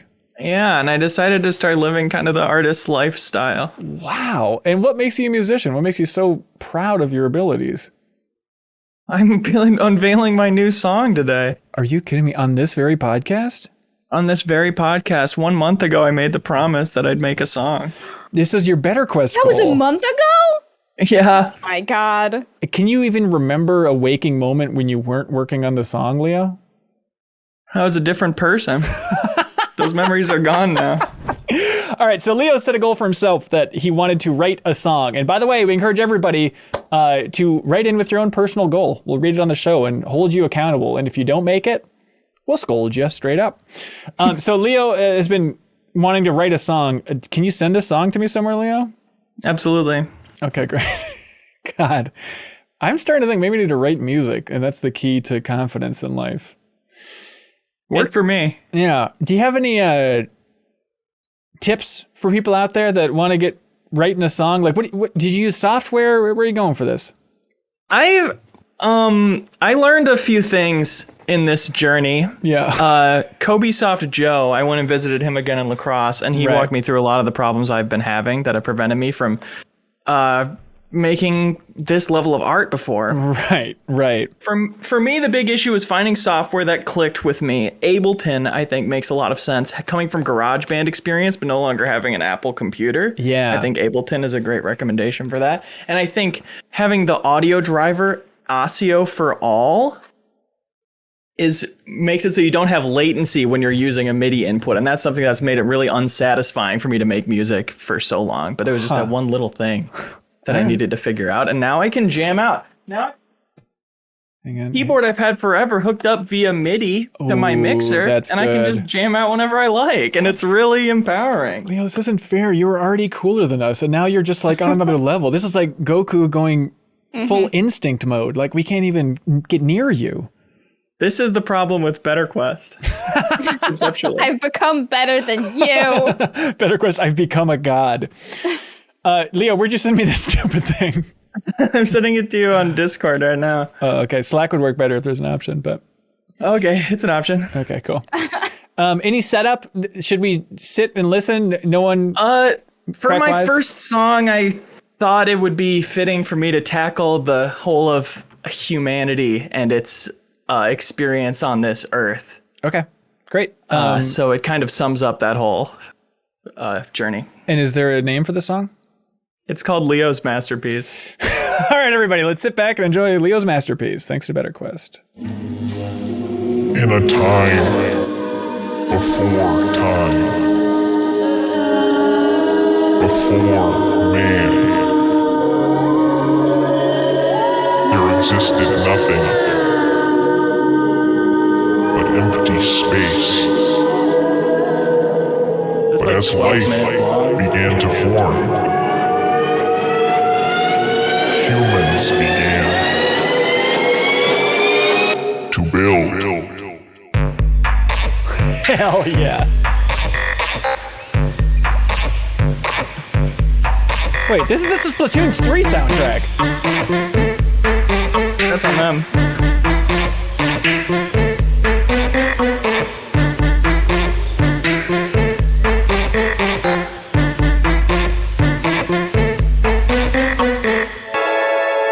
What has become of my people? Are they on the wrong path? Where are they going?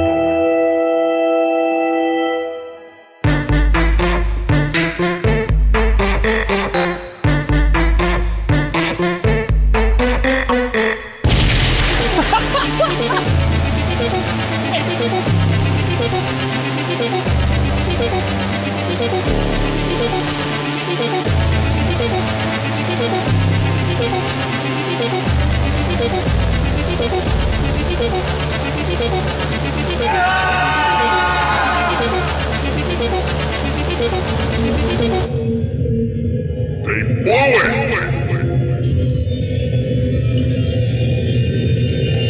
All alone again.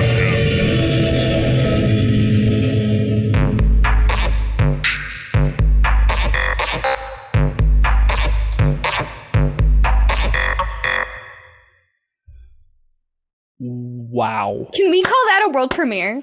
Absolutely. Eat our butt, Jeff Keighley. Absolutely. Thank you. Wow. Thank you so much. More debut songs should have gunshots in them. Is it too much to ask? Leo, if people wanted to put that on at a party, where could they find it, do you think? Oh, it's not anywhere. They have to download this podcast Right, and then yeah. isolate that sound clip. Yeah, it's kind of an exclusive thing. You wouldn't understand, basic listeners. Sweet. All right. Hey, Leo. I thought we talked about slow clap earlier in the podcast with Sifu, but Leo. I'm for fast clap. Yeah, no kidding, buddy. Way to It really go. did sound like the Splatoon, like it was borderline Splatoon 3-esque. Like I really caught your vibe. Yeah, it was borderline legal action-y close to Splatoon soundtrack, if I had to describe it. We are both inspired by the human race, you know? Can you see that? Oh, I see it. We're picking up what you're putting down. Hey, Peter Slater, also inspired by the human race, the Erase side over on Patreon. He says, hey, gang, might sound like a strange/simple question, but are games toughest at the beginning or at the ending? At the start of a game, you don't have resources, skills, or knowledge that you do at the end. So can the start of a game ever be the hardest part? There's something to that. Yeah, definitely. I think most quote unquote hard games are hardest at the beginning. Like all of the Souls, Returnal, probably Sifu, even though I'm like not that far into it. You know, it's like because you don't know like how you are supposed to adapt to the difficulty yet.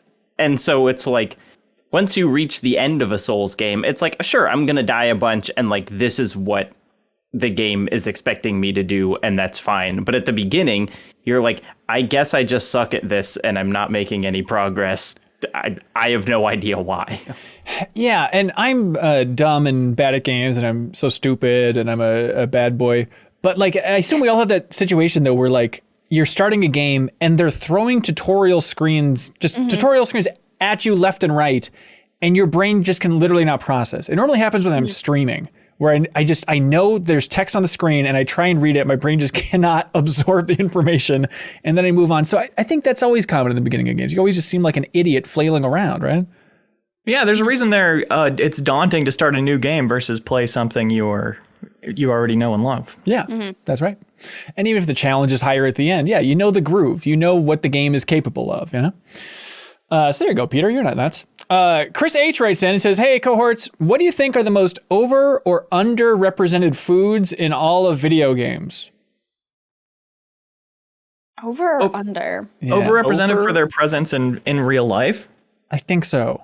Yeah, more often in games? For overrepresented, I was thinking like whole rotisserie chickens. Yes, exactly what I was thinking too. Like Brawlers, Monster Hunter, like the full turkey with the legs, like that whole look. Yeah.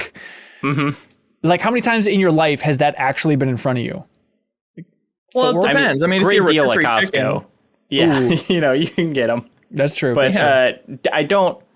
Yeah, the whole kind of like presentation with the legs and everything is a rare treat. Yeah. What about this? I think if you accept it, my panel of peers, it would be number one, but mushrooms. I mean, think about how many mushrooms you've consumed in games versus real life. 1 million to 1? But do you consume the mushrooms as food, though? Because if you're talking about Mario mushrooms... Do you think... Well, that's a good point. He never puts them in his mouth. It's like nada. He just kind of touches it. It just kind of like rubs against his shin. And then it kind of does the job. Yeah. That's a good point. I mean, like there are other games when you eat mushrooms. And like in Fortnite, you're eating mushrooms. Okay. All right, maybe. But hang on. Has there ever been a depiction of Mario outside of the upcoming film, which Sarah's very excited to talk about in depth, and we're going to do a commentary track for, but where he actually opens his mouth and like, oh, like Sonic with a chili dog level? Okay. Can I, if I may, my theory on this is they never thought you could possibly interpret him doing anything else by him walking up to a mushroom and it disappearing. What are the alternatives? Well, we proved them wrong. Yeah. Is it too much to ask for him to pick it up? In like Paper Mario, you're having like shroom shakes and shroom steaks, which implies that like those are the upgraded versions, and the downgrade would be you're just popping them in your dumb mouth. Right. Yeah, still don't see him swallow. There has to be some Mario animation I'm not thinking of him actually putting it in his mouth. But and then go ahead. In terms of underrepresented, water, like drinking water. Yes. Is it too much to ask? Like, has a character ever talked about being thirsty in any game ever? Maybe like Uncharted 3 in the desert. Do you think Nathan Drake is like, I want water? Something along those. Look, I'm no actor or writer, but you get the idea. I did get the sense he wanted water. All right, thank you. Yeah, because I need to see the movie to be sure. If he's thirsty. He drank water as a kid. That's why. Oh, interesting. He's kind of addicted to this stuff. Yeah, I think water has to be number one, or even like like a light snack, like chips or candy. You know, it has to be like a big meal in a video game, but it's never just like a one little tiny little something. You know?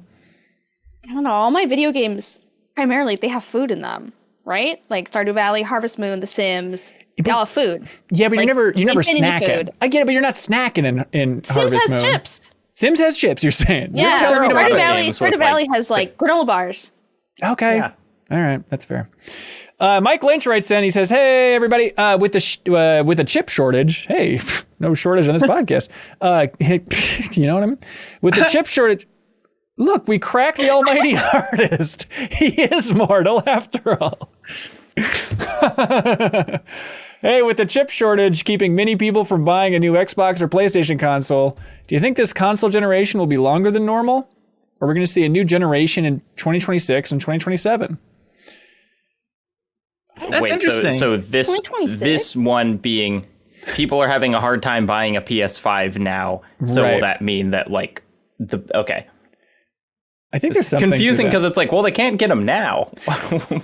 Right, and I don't even know. They're getting longer anyways, right? Like I think naturally we're sort of like catching up. Everything's kind of catching up, like PCs, consoles. We're hitting that point right now. Yeah. And so I think they're just going to get longer anyways, but I don't know if the chip shortage will have anything to do with it. Or there will be more kind of interstitial, like PS5 Pro Totally. I think that's absolutely going to happen. And so No LED. Yeah, so like in 2 years or something like that, we'll get the big Pro version, a new version of an Xbox Series, and that'll be the start of another little generation. But yeah, there was that report where Nintendo recently said, and I forget who exactly within Nintendo, but they said that we see the Switch as being in the middle of its life cycle right now. And everyone said, middle? It's been 5 years. But it's like, I mean, that doesn't seem that outrageous. I mean, they probably would say the same about like the 3DS, even though it's like, yeah, it's going to quietly peter off, but we're going to keep supporting it for longer than you think. Is that what they said, in the middle? Because that kind of could be really interpreted very broadly. Yeah, I think the wording was something like that. Yeah, the middle chunk could be 10 years long. You know. Yeah, never know. But yeah, I think regardless, I think it's going to be a longer generation. Andrew Jandick writes in. He says, "Hey gang," and this is kind of self-serving, but you know what? It's our podcast, so everybody buckle up. He says, "Hey, just last week I discovered the exclusives podcast ability. This is MinnMax's exclusive podcast ability to be on my favorite podcast app. For a long time, I've just been wanting to listen more, but don't have time to sit at my computer and open the browser. In summation, I'm jacked and excited. Thanks for the content. I'm 32 and I should know how to use the whole RSS thing. I think there are a surprising number of people that have access to the exclusive podcast feed at the $5 tier over here on Patreon for MinnMax. And they just listen through like the Patreon site or the Patreon app. But no, if you support us at that tier, you get an RSS feed link and then you just copy and paste it into whatever podcast service you use normally, whatever app you use. And it's all right there. Just and then it's everything. It's early access to the MinnMax show. It's the Deepest Dive. It's a ton of stuff. Our Patreon exclusive podcast, like party chat. 30 seconds one time, and then you never have to worry about it again. That's right. It's nice. Then it's heaven for the rest of your life. Stephen Lamson writes in, and he says, "Hey, Ben's recent podcast post," I think this was like a tweet. He said, "It got me thinking. Do you think the amount of gaming podcasts you listen to negatively affects the podcast you produce? Are you worried that other people's opinions will taint your own reactions?" Yeah, I listen to a lot of gaming podcasts, and I like it. I just had a moment this last weekend. I don't know if you all have had this moment in your life of just like, what have I been doing a lot recently, and how could I lean into that harder? I just had the moment of like, maybe I should listen to more gaming podcasts. It's something that I guess I've consumed my life with since listening to One Up back in the day. So what if I just leaned all the way in? So I asked for like gaming podcast recommendations on Twitter, and somehow it exploded in a ridiculous way, and it's just impossible to sort through all that stuff. But I like listening to gaming podcasts. Like Jacob Keller, you're on gaming podcasts. You listen to a lot. Do you feel like it throws you off? I do. No, I think I think there's an interesting distinction to be made here, which is like, I think listening to other people talk about stuff is great and it's like, you know, I think it will refine your own opinion of being like, yeah, you know, or just your ability to talk about stuff. What I don't like, and I do think is kind of a symptom of this, is when you feel like you have to couch what you're saying in things that you have heard 30 other people say on podcasts. Right. You know, like I'm not a huge fan of like saying that like, well, everyone is saying that this game is this. Yes. But I think it's like, well, we're just listening to you. Like, just say the thing that you think. So it's like that kind of, you might feel like you're a part of a conversation that the listener is not, hasn't listened to any part of. Yeah, that's interesting. I get that. But I've also heard like the opposite in some way, where I'll hear somebody say something on a podcast that's so specific, just like a specific take on a game. And then I think like, oh, I just heard Bombcast say that last week. You know, so I can, if you listen to enough gaming podcasts, you can kind of feel the takes kind of slipping around and going down the big podcast opinion tree. And so it's tough if you cite it and tough if you don't. So I don't really know how you get around that. But for me, like, I don't listen to gaming podcasts before we record. So Bombcast comes out every Tuesday, and I won't listen to it until we record on Wednesday, until after that, just because I'm always worried about repeating their takes and all that fun stuff. Or like if we're doing the deepest dive on Pokemon Legends Arceus per se, like I'll skip all those segments until we record our big discussion about it, just to try and go in a little bit fresh. Leo, do you listen to gaming podcasts anymore? Have you kind of cooled on that? I've cooled on it. Yeah. I kind of do like hearing more takes though, and being able to go like, oh, this is something that hasn't been expressed. like, not I can invent a take from it, but it's like, oh, everybody, this is completely known about this game, and I can try and go a different direction with it. Yeah, there might be something to that. Fetsum Kadano writes in. He says, "Hello, MinnMax. Question for you.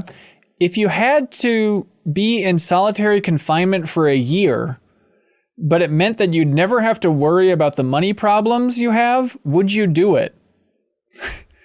Absolutely not. Yeah, I feel like that's a... Wait, no? What? It's only a year. Okay, just to like save on this rent? is important. Well, look into research that has been done on solitary confinement.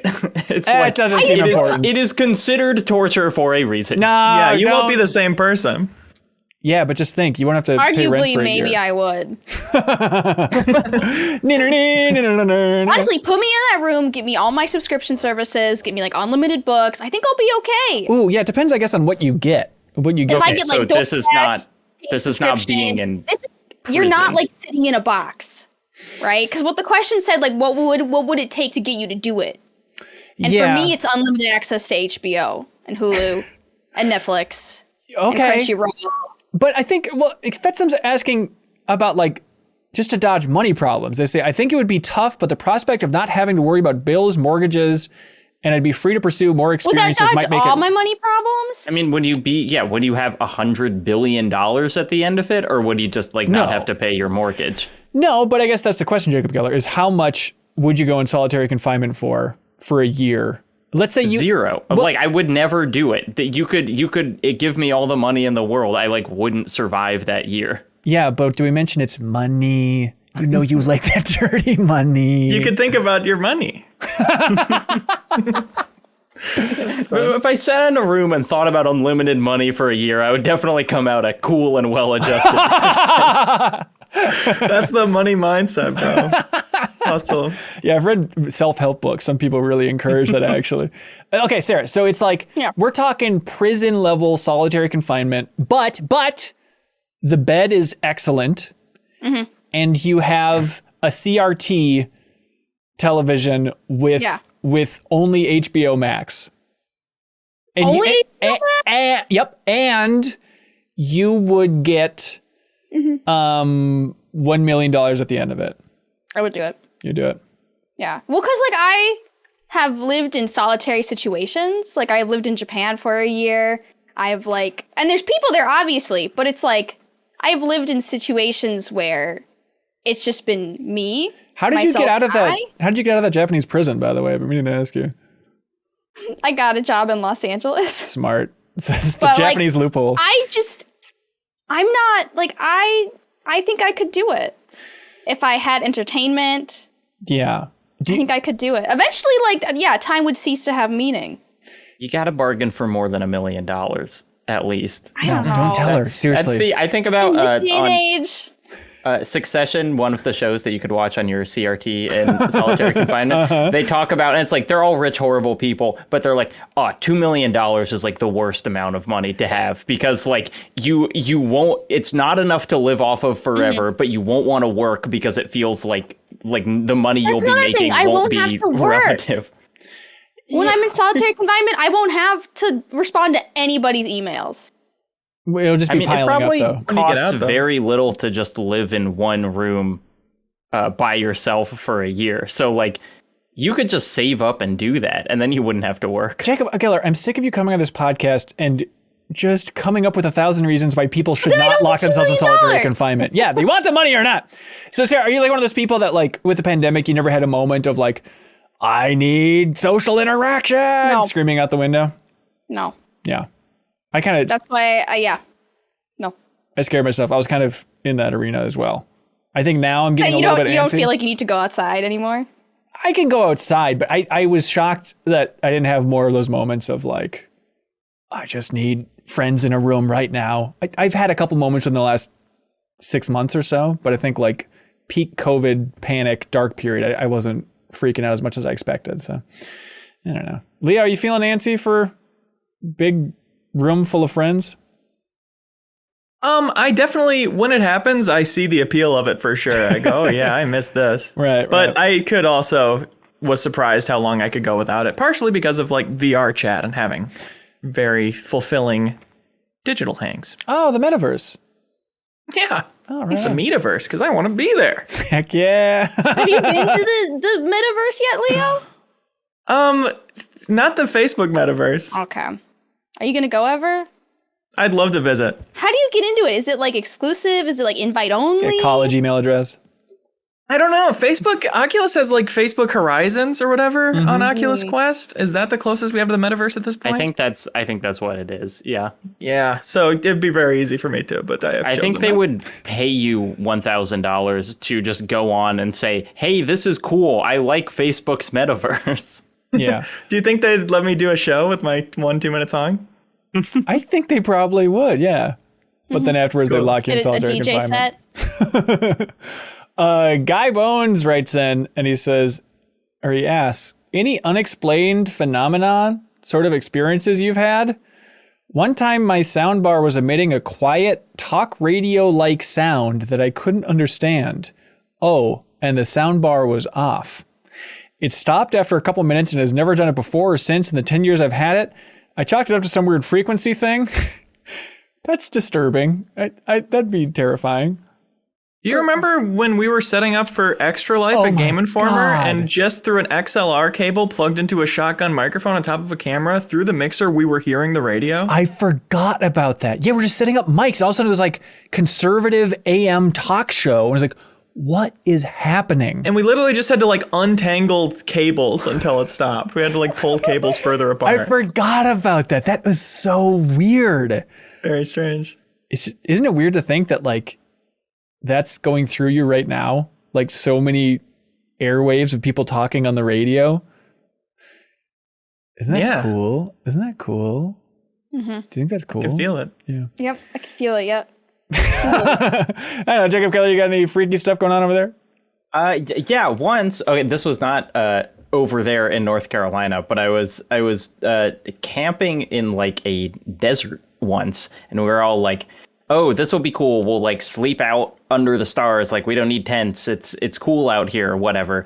And in the middle of the night, there was this sound that sounded like a stampede of horses running towards me, and like I shot up, and like it wasn't just me, the people that I was with also woke up, and we looked around and it was like pretty bright because the moon was out and there's like nothing anywhere near us, but it was a very clear sound. Okay, how long do you talk about that before we go back to sleep? I don't know. I mean, it was just like, guess it's weird out here in the desert.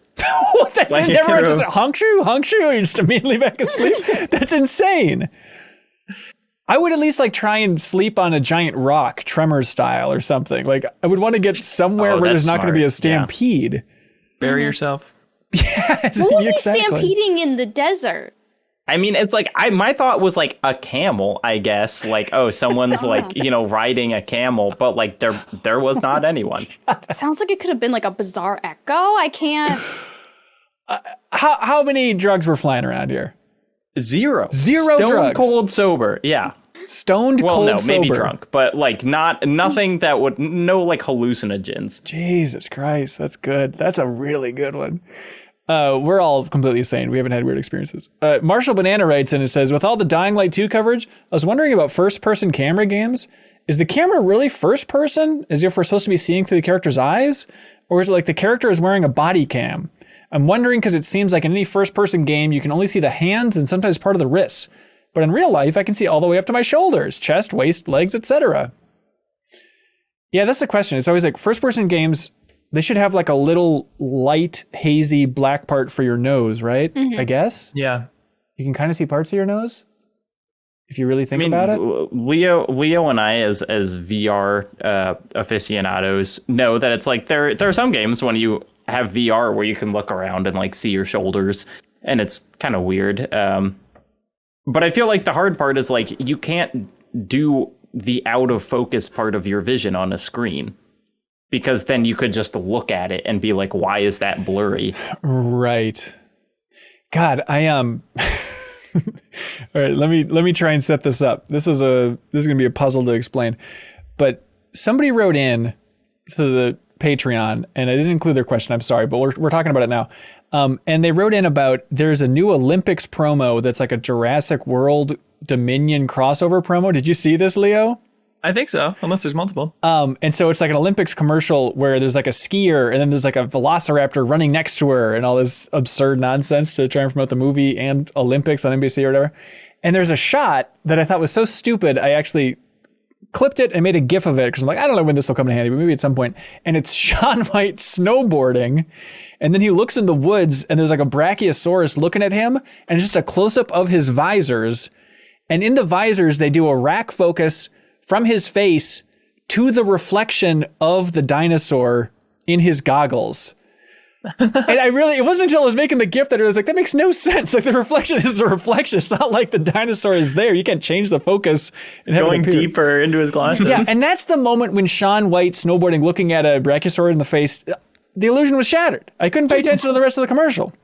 I'm sorry to hear that. Yeah, I recently watched this movie Anon on Netflix, ANON. Didn't like it. Yeah. It does a lot of first-person shots, though, and when they have a first-person murder scene where the person's holding a gun, they go full-on Doom with it, with the revolver in the center, middle, bottom of the screen, and it's so silly to envision somebody holding a gun like that. It's crazy how much like sillier that looks in film than in a video game. That's absurd. I used to make paintball videos where I would make it look like GoldenEye. I'd like hold my paintball gun in the lower right and then like march around the paintball field.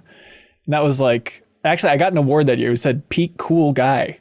So I lost the award. That's the award I got. Oh, this year. Like this. Oh, enjoy it. Victor Pham writes in and says, has criticism of a game regarding cultural depictions or something of that nature ever put you off from playing a game? Reading about the cultural issues in Sifu has personally put me off from playing that game, even though the game itself looks fun to play. I'm having trouble thinking of specific examples, but definitely that stuff can like get in your craw and you're like, this just is losing all appeal to me because I have like know too much about it now. Huh. Are we talking about? I mean, that's happening to me with Sifu. Really? Like, you know, it's like I still intend on playing more of that game and like I think it's cool, but like it sucks to kind of, I wouldn't want to like wholeheartly be like, this game is great without then contextualizing that sort of stuff. And like, you know, that kind of makes me not want to play it because it's the, you know, it's a bummer to kind of have to temper your praise for something with like, well, if you look past the whole cultural insensitivity thing, which is like, and I don't want to do that because like, I'm a white guy, and so telling people to look past the cultural insensitivity is then like, well, I can do that easily because it doesn't affect me. I was a little confused. I just saw people making some tweets about Sifu, and I know this is impossible to put on anybody to explain, but what's the takeaway from what the cultural insensitivity? I know it's like a French team making a game about China, and that was just what people were hung up on. Yeah, there's a good article on, I believe, The Gamer that kind of runs through it, but essentially it's just kind of like the thing that often pops up when you have a team made up of people who are not a culture making something about the culture, which is like it's using a lot of iconography but not really saying anything. You know, like all of Sifu is basically, it's like it's more about the locales of like martial arts films than it is about China, which, you know, like on some sense is understandable, but also it's like, well, but you made this game so specifically in China that like now when you just, the entire game is like back alleys and, you know, people using these like good luck beads, it seems, and there's the whole the press kit that was sent out that was the gift shop of a Chinese restaurant put in a box. So yeah, it just seemed like it wasn't that it was specifically racist as much as it was like using a culture as a backdrop for a cool punching story that they wanted to tell. Okay. LB writes in and says, hey, cohorts, scrolling through the old Game Pass, I seen the beloved Fallout 76 sitting there. I think I'm going to give it a download. I remember Leo was playing it not too long ago and was wondering if he could give his final review. Okay. The Patreon's No matter what they add to it. Yeah, the Patreon's been building to this moment, Leo, for your final review of Fallout 76. Take it away. It's good. There we go. I think I put like 70 hours into it at the end of the day. Wow. And mostly now I just enjoy it through the Fallout 76 settlements subreddit, where people make like really incredibly detailed stuff. Ooh, There's a really cool base creation in that game, like easily the highlight of it. And people can make these amazing like giant compounds or little shacks, but stuff that like fits so well in the world. And because there's player housing, you will just stumble upon houses. It's really cool to have like new landmarks, you know, like this fits just perfectly stumbling upon this. That's cool. I think that's the most impressive thing about that game. There we go. 2 thumbs way up. Chris Calkins writes in and says, hey, since Ben asked last week, I'm writing in to say that the joke. So last week, we asked people to write in if we missed a joke opportunity, let us know what that opportunity was and fill in the joke from last week, because we can keep this rolling and this can be the funniest podcast, just always a week behind. So since Ben asked last week, I'm writing in to say that the joke I'd like you all to make more often is whenever Ben asks the rhetorical question, am I nuts? I would like whoever he's volleying that to say yes, but then continue the conversation as normal. Thank you, Chris. That's a good comedy tip. How do we know who you're volleying it at? Maybe just everybody has to say it. So so it'd be like, hey, you can't do a rack focus on Shaun White's goggles. Am I insane? Yeah. Yes. Will Smith writes in, hey, MinnMax, have you seen... Oh, hang on. This was the one that I actually included. This is too stupid. Okay, here's a segue. Hey, MinnMax, have you seen the new Jurassic World Olympics promo, and what do you think of them? My question is, what are your favorite / weirdest cross-promotional advertisements? Honorable mention to Arby's / Shovel Knight. Yeah, that was good. Weirdest cross-promotional ads. What do you got? Mine is anything to do with Hatsune Miku. Yes. The virtual pop idol. Do you guys remember the Domino's commercial she did? No. That was Like the CEO of Domino's. What? And she was like on the pizza. And I think that there was like an AR thing where if you got Domino's pizza, you could like point your phone at it and like Miku would appear. Oh my God. And she would dance on your pizza. And then there's the other one where like she called, or like Scarlett Johansson calls her. It's like a hair product. What? And like she's advertising the shampoo, and she's, you know, the virtual idol, so she's not even real. How could she even advertise shampoo? But I just remember like the phone rings and she's like, oh, Scarlett Johansson. And she goes, hi, Miku. Anyway, these are legendary crossovers. Yeah, I remember when she was on David Letterman and like watching David Letterman like walk to the musician stage after her performance is just so surreal. Empty. Yeah. I don't know. For me, I think like the most memorable one is there was, and I talked about it in an interview coming up maybe soon on MinnMax's YouTube channel, so look forward to that. The Final Fantasy IX first good look at it was from a Japanese Coca-Cola commercial. It was like before anything was out, except for maybe like a couple screenshots of Final Fantasy IX. I just remember downloading this Japanese commercial where it's like Zidane running through the town trying to get a Coca-Cola bottle. And it's just bizarre to be like, have that be the introduction to this magical fantasy world that I would go on to love. Who knows? A recent one that's very funny is the thing where you had to get a specific armor in Halo Infinite. You had to buy a nail polish. It was like you get the sparkly armor by buying a nail polish, that's just funny. That's good time. Also, Sarah talking about the pizza thing made me think about, I had to look this up. It was EverQuest 2 where you could type in /pizza and it would like order a pizza for you. Hell yes. Which I don't know how it's 17 years later and we don't have that functionality in games now. And yeah, we talked about it in like the PopCap oral history thing too, but I forgot about all those weird tie-ins where like in WoW you could play Peggle. I think you could play Bejeweled like in that game. It's just bizarre. And the WoW Peggle has like a skill tree. Oh, it has features that real Peggles never had. It really should. Hey, they should make a new Peggle. I've been actually playing Peggle Knights because it was just put on Game Pass through like EA Play or whatever, and it's like, hey, Peggle, still one of the best games ever made, probably. Yep. Still very good. 100%. What do you think about this idea? I just wrote this down for a future episode. We should do an episode of the podcast. I don't know exactly how to word it, but like honest to goodness candidates for greatest game of all time that no one ever talks about. You know what I mean? Like, you could make a case for this game. You could make a case for Peggle being the greatest game of all time. How do you build that, Leo? What's the headline for that podcast? The actual greatest games of all time? Yeah. Like, based on playing them and not like, you gotta give it up. You know, when anybody says that, they get kicked out immediately. Wizardry, y'all. Yep, I hear you. Let's see. Chris N writes in and says, hey, MinnMax, seeing the size comparisons recently between the Steam Deck and other handhelds, I'm left feeling like it's pushing the limit of a comfortable handheld gaming experience. Correct. So I wonder, what is your ideal size for a handheld gaming device? Also, if Nintendo does end up announcing some sort of mini Game Boy device this year, how small would you be comfortable with? Yeah, I don't know. Is the Game Boy Advance Micro? That's probably about as small as they could go realistically. But yeah, what is ideal size for handheld gaming, you think? Vita. Vita? Big enough that it has a decent screen so you can see what you're doing, but still pocket size. Yeah, I wish maybe like a Vita, but if it had a little curvature to the back.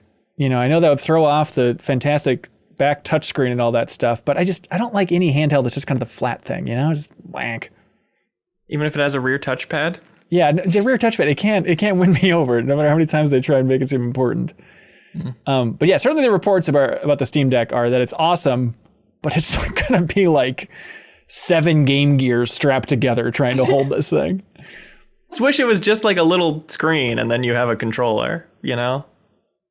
Almost like I'd prop up a little screen like an iPad and then have a wireless controller synced with it. Like some like sort a laptop? Or some sort of fixture S1 that maybe you're describing. Yeah, all these inventions sound great. If you guys want to make them.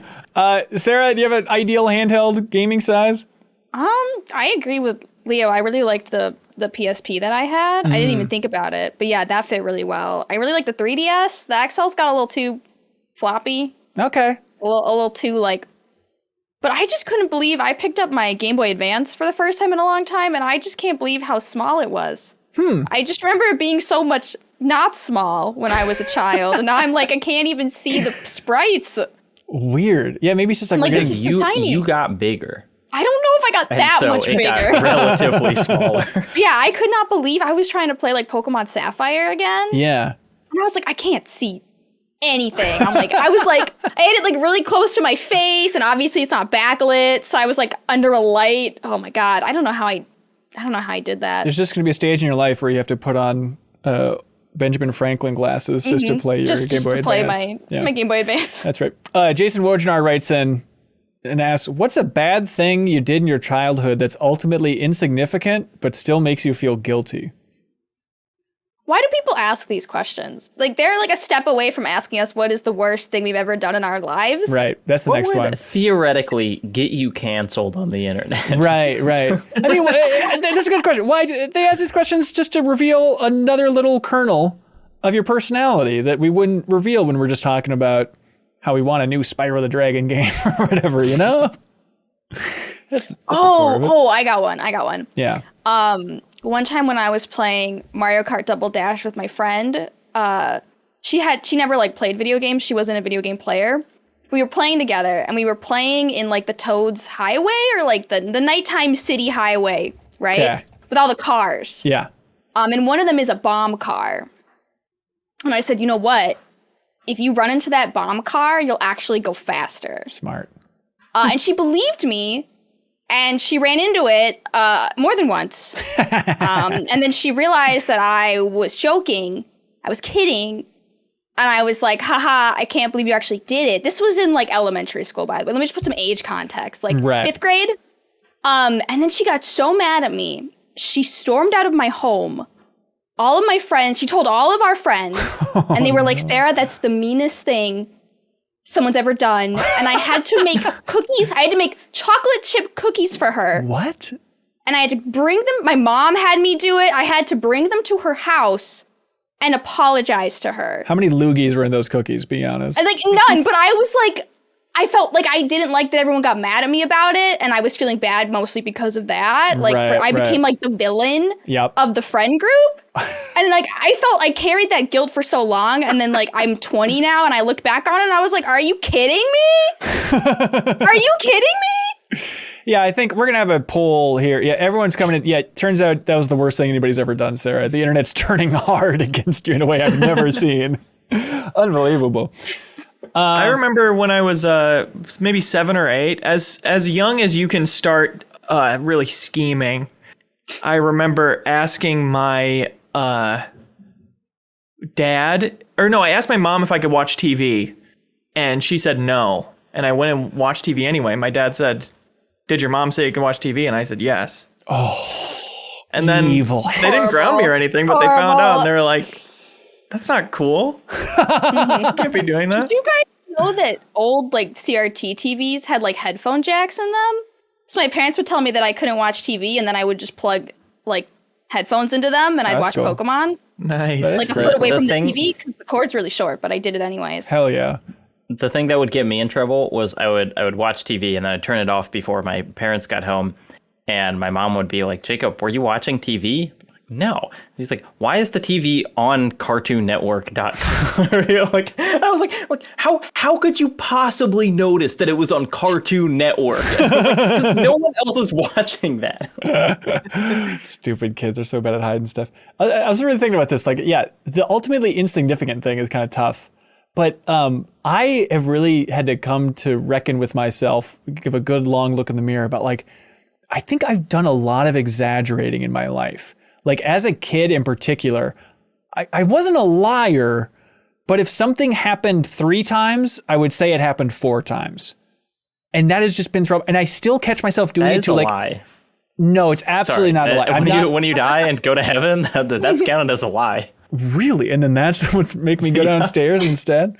I know, but I still catch it every once in a while myself doing that. And it's like, why? Like, you're not making stuff up. Like, you're not cooler by just adding 1 or 2 numbers if there's a numerical based story. Am I nuts? Does anybody else do this? Because there was a boy in elementary school who told me that he had beaten Wind Waker like 10 times right when it came out, and I hadn't beaten it yet. And I thought he was so cool. I was like, oh my God, like I'm a bad gamer. Yeah. Like this guy's he's so good at video games. And then he revealed to me later in high school that he had never beat it. And he was just lying to me. Damn it. That's a really cool way to impress somebody though. I beat 10 times. Yeah, no big deal. Yeah, easy. All right. Thanks, Jason, for writing in. All right. What do y'all like for question of the week? I liked Solitary Confinement. I liked Jacob Geller's trip in the desert. Handheld gaming. I like the guilty childhood thing. What stands out, people? I like the haunted thing because of y'all's strange XLR story, though I don't know if that alone is it's not that worth haunting. it. But it's like radio signals are weird. Yeah, Sarah, which question made the show better is the ultimate point, right? Which question elevated the show to just another stratosphere of quality content? Can we give it to like Leo's song? No, we can't give it to Leo's song. Like Weirdest Crossovers was cool too because it like combined the Jurassic World with the Olympics. They were all really good. They didn't do that. They just talked about it. Somebody did. Yeah, Jacob Geller, you're the guest of honor. Choose it, man. All right, haunted.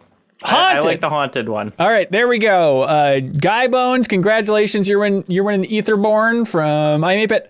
Now it's time for something that we prefer to call Get a Load of This. Okay, get a load of this, please. What do you got, Jacob Geller? Get a load of this. In context of our previous conversation, that article on thegamer.com is called Sifu's Brawler is a Soulless Caricature, and subtitle on racism, appropriation, and... Excuse me? What was that?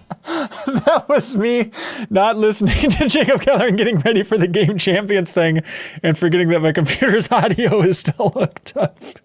Well, it chimed in at really the perfect moment. Okay, sorry. Go back to cultural... racism, appropriation, and musical sting. Okay, sorry. Yep, okay. Okay. So that's the link below. That's the link below. It's a great article that talked better than I could about what the problems are with depiction of these things in games. Fantastic. There's a link below for all this fun stuff. Hey, get a load of this. Did you know that apparently at some point Neil Young tried to buy Lionel Trains because he was so into toy trains? And apparently there was an era where he owned 20% of Lionel Trains because he really liked just the idea of them. And I guess if you got Neil Young money... Did he own 20% of the company or like just 20% of all their products? All of them on Earth, that's right. Yeah, the actual company. So Neil Young fact, everybody. All right, artiste of artistes. Get a load of this. Okay. You can, if you're getting a Discord call, you receive a Discord call and you hear that ringtone. Did you know that there's a 1 in 1,000 chance that it'll play something different? It'll play a funky remix of the Discord ring. Shut up. That's so good. Yeah. I have a video example where I first discovered it called When You Get 0.1% Discord Call While Rust Gaming. And so it's them playing Rust and then the call comes in. And it's a pretty good song, even by my standards. Wow. I love that. That's a fun idea. It's like Battlefield Hardline, I think was the biggest for this, where like 1 out of every 1,000 reload animations were just absolutely absurd. Like what was it again, Jake McCullough? It was just like them trying to ram a rocket into the gun. You would either, there were some where you like use the force to reload it. Right. There's one where you like kept the clip and you threw away the gun and then you put another gun on top of the same clip. There were like every gun had an individual one. It was great. That's so fun. Sarah, what do you got? I saw this tweet and it said, out of the reoccurring female human characters in Mario, only Daisy regularly has teeth. Something Did you to know think that? about. I didn't know that. So like, Peach, Rosalina, Pauline, they don't have teeth. How about Toadette? Toadette doesn't have teeth. What's her teeth status? How does Peach not have teeth? Peach doesn't have teeth. I'm Googling Peach teeth. Yeah. She does have like Google. She's got something. Yeah. This is confusing. Those are just her lips. Oh, I always get those two confused. Yeah. I always kiss people on the teeth. Pain Chomp has her teeth. Oh my God, he stole it first. Hey, get a load of this from the community. Leafeon shared a story that broke today over there from Bloomberg and Jason Schreier. It's an interesting idea. I'm all for it. Apparently, Ubisoft has turned an Assassin's Creed Valhalla expansion into a standalone title featuring Basim. And it might, I forget the setting where they said that it might take place now, but it's going to be like a smaller scoped game than the mainline Assassin's Creed titles, and it's going to focus more on, Leo, did you hear these two words? Stealth gameplay? It's going to release either in late 2022 or 2023, but I think that's interesting. Like, having those expansions to Assassin's Creed, obviously, somehow they're worth it, but I'm always in favor of when there's like, let's just make it a standalone thing. Let's release Far Cry Primal as a standalone thing instead of Far Cry 4 DLC, all that fun stuff. Don't worry about power requirement of your Valhalla character before you can get into it. Exactly. All that stuff. Hey, Jacob Keller, thanks for being here, dude. My pleasure. Yeah. What would you like to plug? What's going on your hot YouTube channel? I have a video coming out tomorrow, if you listen to this podcast the day of release, or today, if you listen to it after that, on Returnal, and why it's a really, really good game. Yep, there we go, everybody. Go check that out. My YouTube channel is called Jacob Geller. Sweet. There's a link in the description for you. Sarah, you got something you want to plug?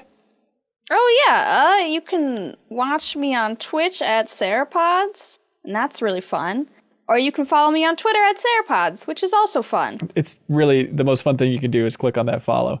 Or you can check out the two of us playing a bunch of random absurd games on Steam with Steam Secret Stash. We're going to be doing that the first Tuesday of every month, so give us a follow on Twitch. Otherwise, it'll be up on YouTube as a big old archive.